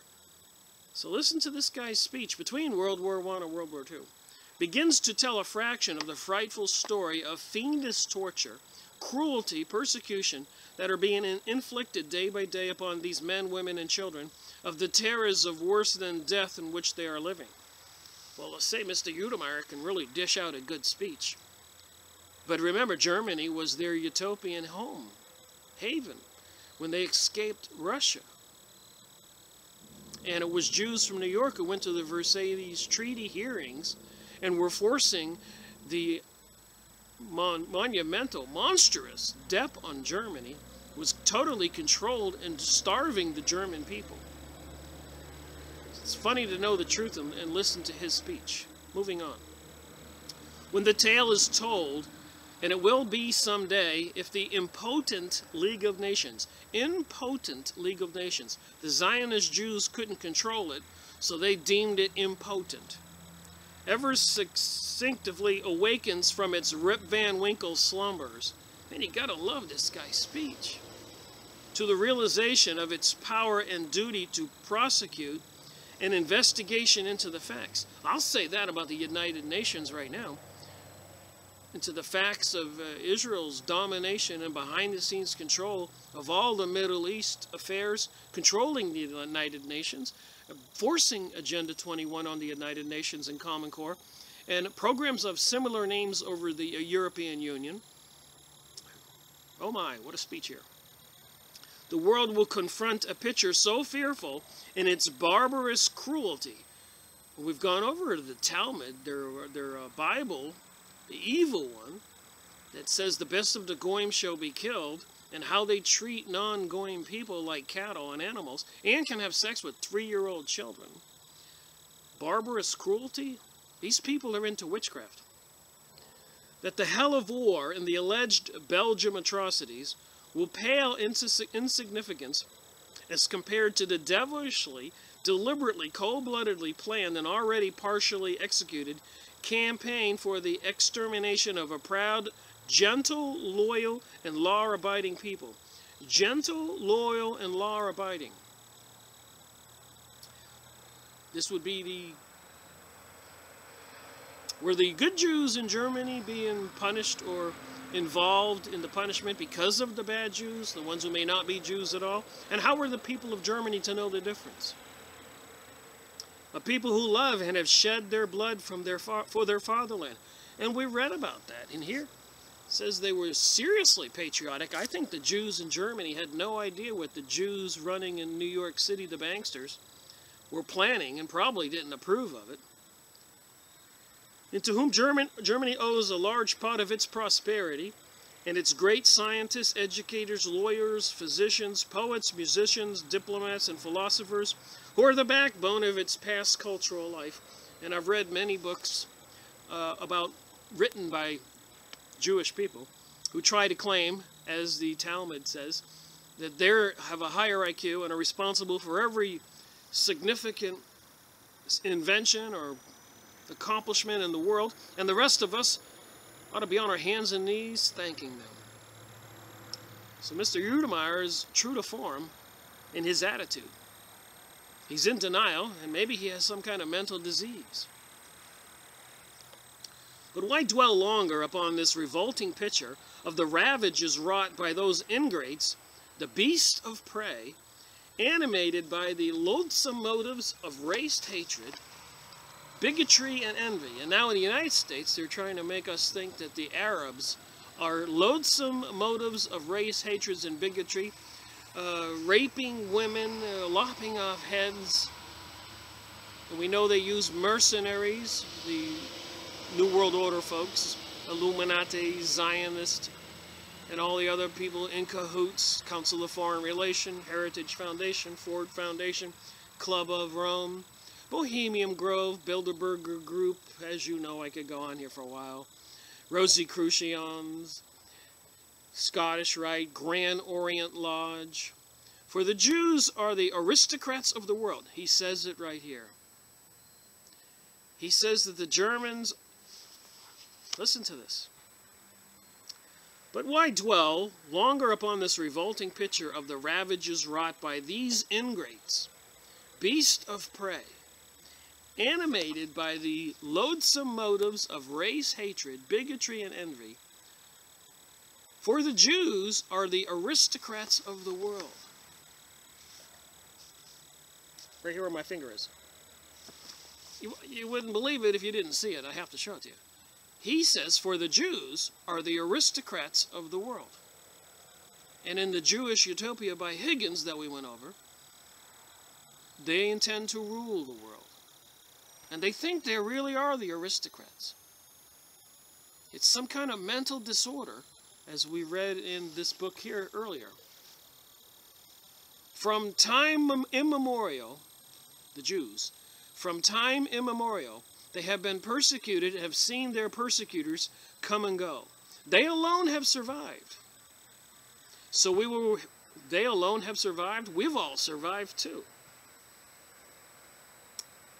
So will history repeat itself? But that furnishes no room why we should permit this revision of a once great nation to the Dark Ages. They want to turn the United States into the Dark Ages. Yes? Go read Agenda 21, Sustainability, on the United Nations' own website, which I shall show you. I should show you now. I get a little emotional about these issues, especially when it comes to the United States being destroyed, the place where I grew up. And when I say I should show you now, I'm talking to you, anyone who is watching my video. And if you think this information is important, download the video, make some copies on disk or something, forward the video to people, support me in this project of trying to get the truth out, or some of this horrific information we're reading here is going to come home to roost here. So I'm forever researching. And I found this document. And if implemented, which it apparently is well on its way, we won't be able to do anything in the United States. They will control the land, the food, the water, the industry, the fuel, the electric, where you live, where you go, what you spend, what you get, how you live, where your children go, everything. Your religion, Christianity will be destroyed. The Talmud will be the law of the land.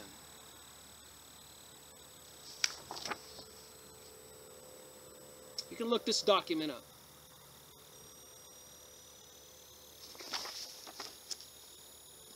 Crazy. End poverty in all its forms. Does anybody believe that? We've been reading about what these people plan in the Talmud. They control the United Nations. We just said that bad things about the League of Nations was impotent because they couldn't control it. They just said that the Jewish people were responsible for everything that's ever been done on earth, pretty much. The rest of us are ingrates for not appreciating it. End hunger, achieve food security, and improved nutrition and promote sustainability agriculture. They got Monsanto seeds. It's cancerous and tumorous, banned by many countries in the world, but yet they control the United States and they're forced on those kinds of foods on us here. Ensure healthy lives and promote well-being for all in all ages. The vaccines that they're forcing on people, and they're not willing to let anybody know what's in those vaccines. And apparently a lot of doctors who were investigating those vaccines and their dangers recently wound up dead. Ensure inclusive and equitable quality education and promote lifelong learning opportunities for all.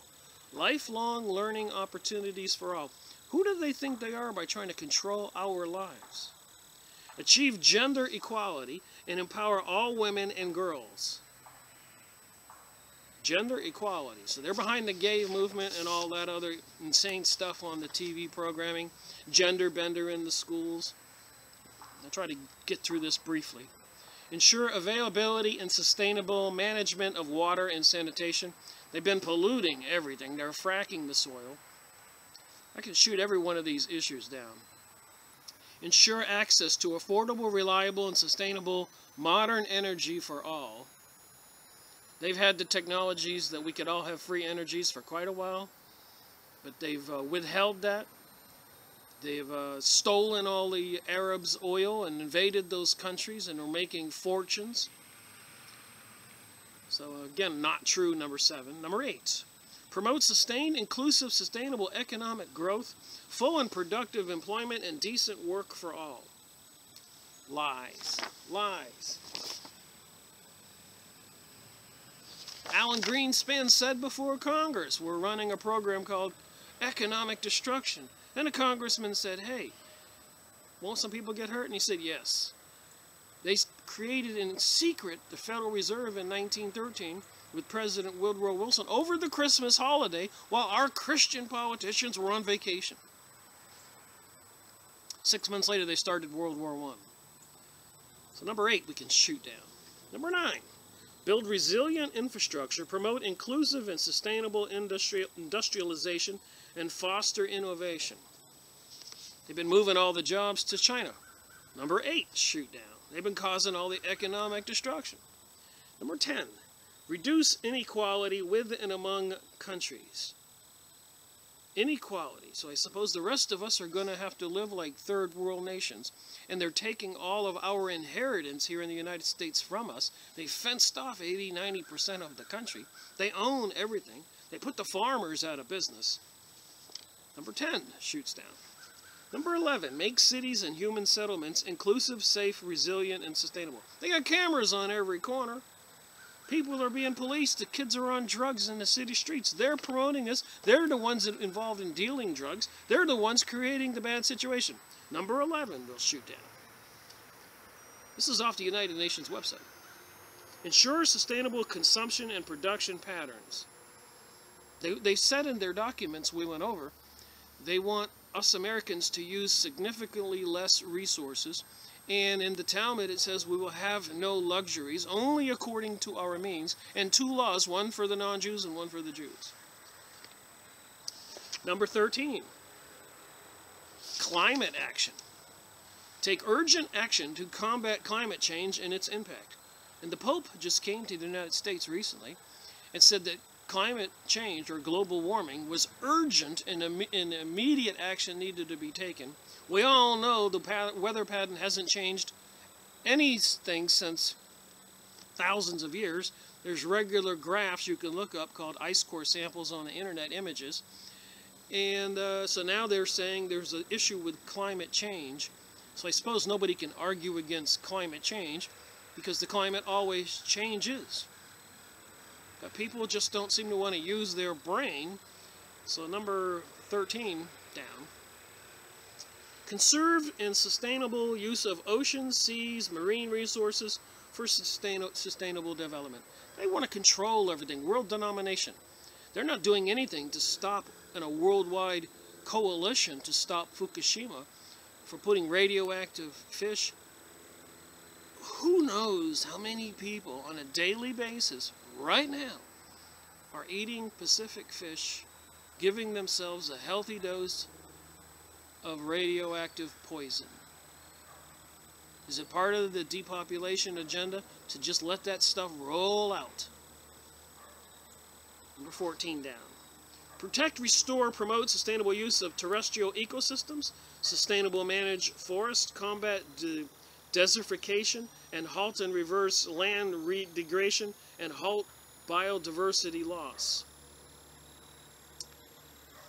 Well, they were the ones who have all the corporations and have destroyed things like St. Louis, burying all those drums of radioactive material that now the St. Louis citizens en masse are getting diagnosed with cancer, even near the playgrounds. Number 15 down. Number 16. Promote peaceful and inclusive societies for sustainable development, provide access to justice for all, and build effective accounting and inclusive institutions for all. And we know the Jews don't even want their kids to go to our schools in a big way, and much more. So there's a serious divide. So number 16 down. Number 17. Strengthen the means of implementation and revitalize the global partnership for a sustainable development. Global partnership. I guess that could equal in a dictionary, New World Order. New Age, one world religion. And a satanic one at that. New Aleister Crowley's Do As Thou Wilt. So, anyways, that was 3 pages. You can go look this up. But the worst is yet to come. Page 1. Page 2. Page 3. 17 points. Okay? Now, how are they going to implement this? And I'll try to do this quickly. Number 17. Look how big that is. There's a list of everything they're going to do to control the world.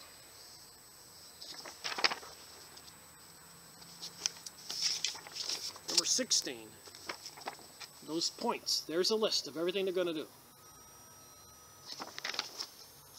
They're going to control every nuance of everyone's life. Pages are sticking together here. Number 14. This is what they're going to do. I'm not going to try to read these to you. At some point, people need to. Number 13.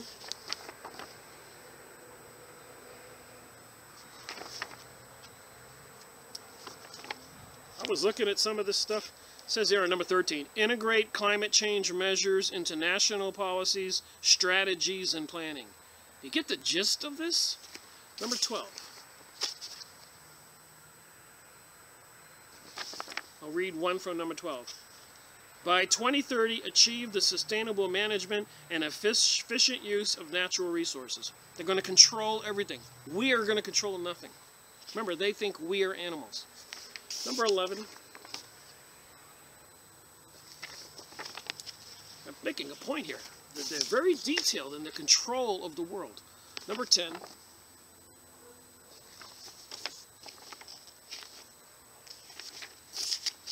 Number 9.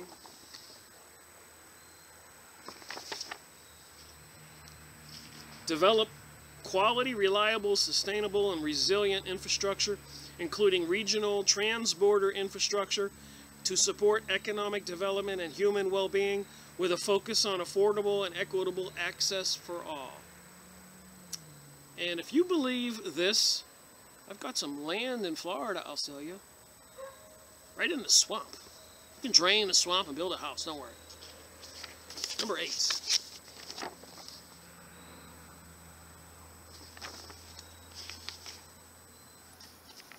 Number 7, sorry, yes. It's going backwards here. Number 7. So if we go on the UN website and read this stuff, line by line, I'm not going to try to do it. Number 6.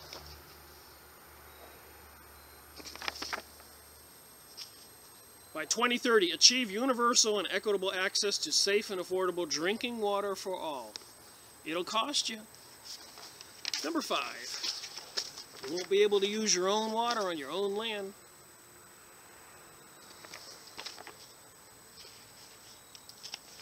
Number 4. Countdown goes down. Let's read one from number 4. And I'm just randomly reading one of these here, as you see. By 2030, ensure equal access for all women and men to affordable and quality technical, vocational, and tertiary education, including university. Well, who's going to run the farms? The industrial plants? The coal mines? Every other dirty job out there. Somebody. I guess they'll have all those nice jobs for them. Number 3. I'll read one of these. By 2020, have the number of global deaths and injuries from road traffic accidents. So they want to cut the accidents in half. Sounds nice. Number, what was that? That was number 3.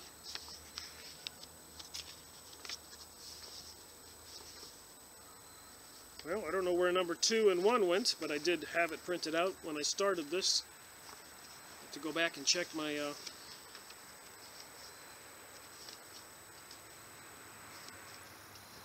printouts.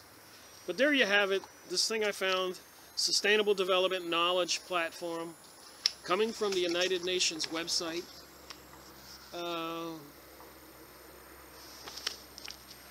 We're in trouble.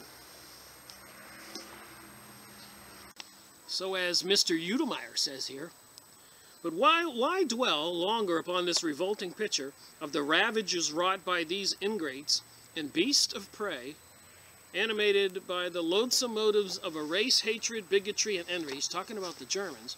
And remember, the Germans were giving them great opportunities for many years, opening up the schools, university, and supplying free education and everything. It was the Jewish utopia until they were betrayed, Germany was, during World War I. And Mr. Udemeyer says here, for the Jews are the aristocrats of the world. So the aristocrats of the world, get rid of my phone here, are the ones who are controlling the United States and are going to control all of this. They will be our masters. From time immemorial, they have been persecuted, have seen their persecutors come and go. They alone have survived, and so will history repeat itself. But that furnishes no reason why we should permit this revision to a once great nation to the Dark Ages, and fail to rescue the 600,000 human souls from the tortures of hell as we can with the aid of our Christian friends, and if we have the will to act. Protest and pleas from all corners of the earth, from the leaders of all creeds, have proven as vain and unavailing as was the idealistic dream of our martyred president of making the world safe for democracy and of protecting minorities. What are we to be?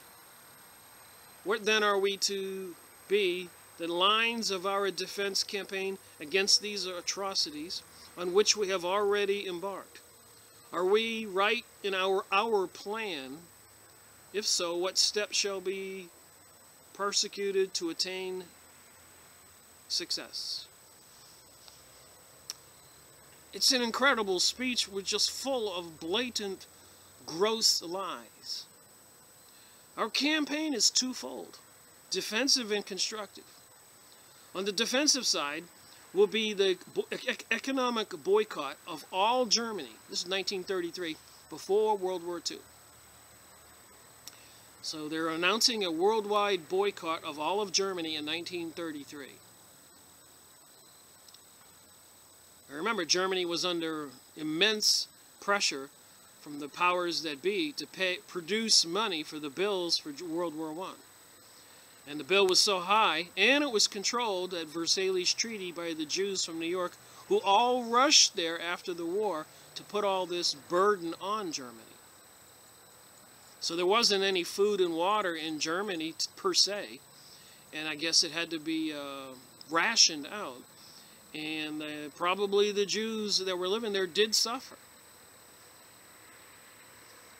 On the constructive side will be an appeal to the League of Nations to construe and enforce the labor union provisions of the Versailles Treaty. I'm sure those labor union provisions of the Versailles Treaties could be described as probably horrible slavery. And the written promises made by Germany while the treaty was under negotiation to protect its minorities, which have been flagrantly violated in its disenfranchisement and persecution of the German Jews. And many people after World War I came forward and said the Versailles Treaty was completely lopsided. They shouldn't have done it. It was only going to bring about World War II. And let's not forget, Albert Pike said 3 world wars would be required. And also, by the way, that people should know, after World War I, Britain reneged on its promise and didn't want to give the Arabs land to the Rothschild Zionist banksters to create the state of Israel. But Jews, if they can call them Jews, they were Illuminati banksters, people into witchcraft and mystery school stuff, were already taking money that they had confiscated and got from the U.S. and Germany and everything else, and buying individual parcels of land in Palestine before there was a state of Israel. And they were already shipping in arms and murdering Palestinian people in secret. A lot of people know this. As in the boycott, strange to say, a mere handful in number but powerful in influence of our thoughtless but doubtless well-intended Jews seem obsessed and frightened at the bare mention of the word boycott. So they were boycotting entire Germany. Not only were Germany suffering from the Versailles treatment and the overwhelming burden of debt that was forced on them, but now they're going to boycott Germany.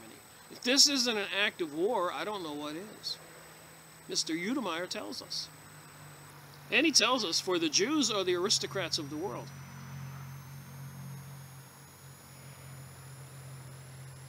And he says they did everything. We just read that.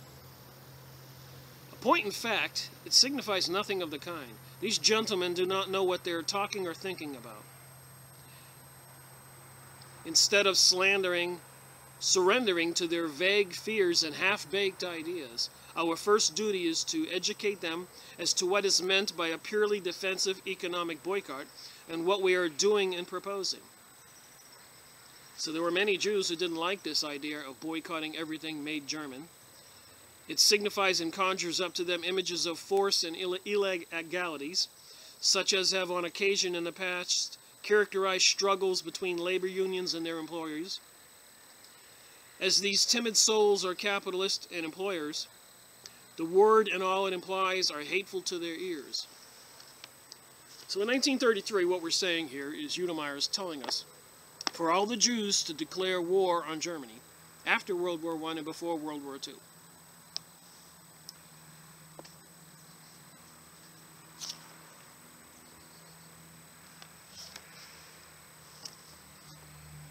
Admittingly, the boycott is our only really effective weapon. These gentlemen who are taking counsel of their groundless fears to the exclusion of their reason have done nothing and have no program except to attempt to arouse world opinion, which is and has been from the outset on our side, as it was bound to be because of this brutal, senseless, unprovoked assault upon civilization. Lest we forget the betrayal during World War I, where all the Jews had fled Russia and found safe haven and even great opportunity, and they did not want to leave Germany. And the decisions made to betray Germany were made by the New York Jews. As you can imagine, this is some rough material to go over. I could read all this. I want to, but I don't want to make this video too long. But I'll just jump over here. I'm skipping these 2 pages. Go get this book. Revolting as it is, it would be an interesting study in psychology to analyze the motives, other than fear and cowardice, that they have prompted Jewish bankers to lend money to Germany, as they are now doing. It is in part their money that is being used by Hitler regime in its reckless, wicked campaign of propaganda to make the world anti-Semitic. So the high-level New York Jews were financing Hitler, while at the same time preaching boycott and had controlled the Versailles Treaty hearings and put an overwhelming burden of debt on Germany. It was all a plan.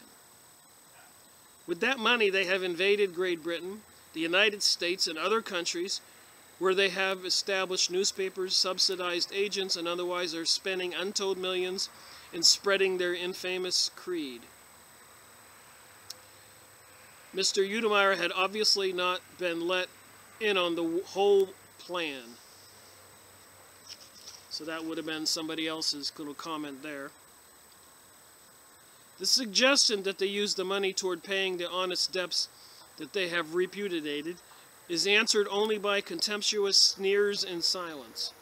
Meantime, the infamous campaign goes on unabated, with ever-increasing intensity, to the everlasting disgrace of the Jewish banker who are helping to finance it, and the weaklings who are doing nothing effective to check it.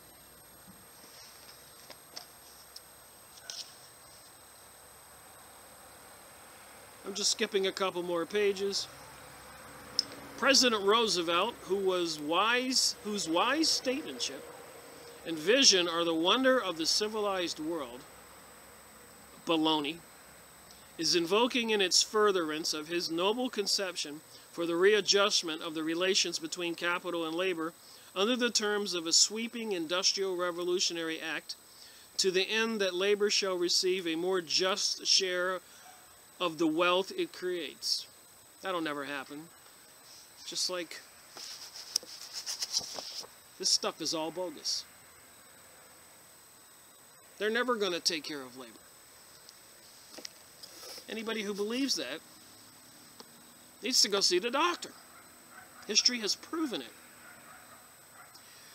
And whatever the government does, as most people will readily admit, they blunder and there's all kinds of crime and other mischief. And to give them the keys to control the entire world and everything you and I do, how insane is that? And these people with the Talmud, who already let us know what they think, and they want to reduce the population, how insane is it for the people to just ignore the situation and go along? And read history. Read these books. With this explanation of our aims, I appeal to the American Jewish Committee, whose public spirit and good intentions. Does anybody believe what I'm reading? The American Jewish Committee, whose public spirit and good intentions I do not for a moment question, but the wisdom of whose judgment I challenge, to no longer hold aloof, but to rid themselves of their timid and ill-considered prejudices and join in actively pressing this boycott of Germany as our only weapon, except the appeal to the League, which I shall discuss later. I purposely refrain from including the American Jewish Congress in this appeal because I am satisfied that 95% of their members are already with us, and they are being misrepresented by 2 or 3 men now abroad. So before World War II, in 1933, World War II started in 1940, 1939-ish, they were putting serious pressure on Germany, harming it, declaring war on Germany, the Jews of the world. And one wonders why they were rounding up Jews during World War II. Really? Of them I asked prior to the meeting to be held this month in Prague by their executive committee, they instruct these false leaders in no uncertain terms as to stand they must take on this all-important subject and demand that they shall either openly represent their views or resign their offices.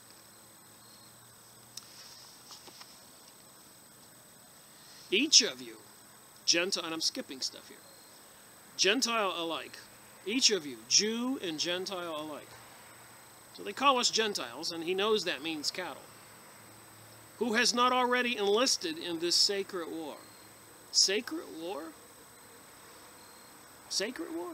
Mr. Unimar should do so here and now. It is not sufficient that you buy no goods made in Germany. You must refuse to deal with any merchant, shopkeeper who sells any German-made goods and who patronizes German ships or shipping. You wouldn't believe it if you couldn't read it. 1933, 7 years before World War II. To our shame, be it said that there are a few Jews among us, but unfortunately only a few, so wanting in dignity and self-respect that they are willing to travel in German ships where they are despised and meet with the just contempt of the servants who wait upon them and their fellow passengers. Their names should be heralded far and wide. They are traitors to our race. Do you get the attitude we are dealing with? I'm not trying to read entire books, or I would. But maybe I'll read the last paragraph from Mr. Udemeyer. In conclusion, permit me again to thank you for this heartening reception and to assure you that, with your support and that of our millions of non-Jewish friends, we will drive the last nail in the coffin of bigotry and fanaticism that has dared raise its ugly head in slander, belie, and disgraced 20th century civilization. And I would like to say to Mr. Udemeyer, may I please have a copy of the Talmud in English? Could we discuss that? The best of the goyim are to be killed. Mr. Samuel Udemeyer was one of the attorneys who drew up the Federal Reserve Bank law. This is who this guy is. They've crashed the system 8 or 9 times in the United States. Got everything from the citizens and pennies on the dollar. Spent $90 billion in aid to Israel from 1946 to 1970 something, while at that same period of time, the whole world didn't get $90 billion. All of people know this stuff. Benjamin Netanyahu and what he said in Fink's Bar, America's a golden calf to be fleeced again and again. Prime Minister Sharon of Israel saying, don't worry about the United States, we control the United States, and so much more. So Mr. Netanyahu drew up the Federal Reserve Bank law, a private bank owned by the Rothschilds. He was also a prominent Zionist advocate and president of the Keren Hazad, the agency through which the movement was then and still is conducted in America. And I got this last page here, and I'll end this video with my emotions in check. Please remember, the people you have been reading about are not your Jewish neighbors. They are Zionist extremists. That's what's in this book, and I agree with that. The ordinary Jewish citizen in America does not know how the Jewish extremists have been using them to perpetrate their own agenda. We, the people, need to bring these things which are being done in the darkness into the light and expose them. America is the melting pot of the world. We are a blessed nation. Don't let the terrorist of any group destroy us. We must all have the courage to stand up and speak out. God bless the USA. And it's got another little thing here in the bottom. Highly recommended reading. Snakes in the Grass. 5th edition, Faith edition study guide by Cynthia Jones.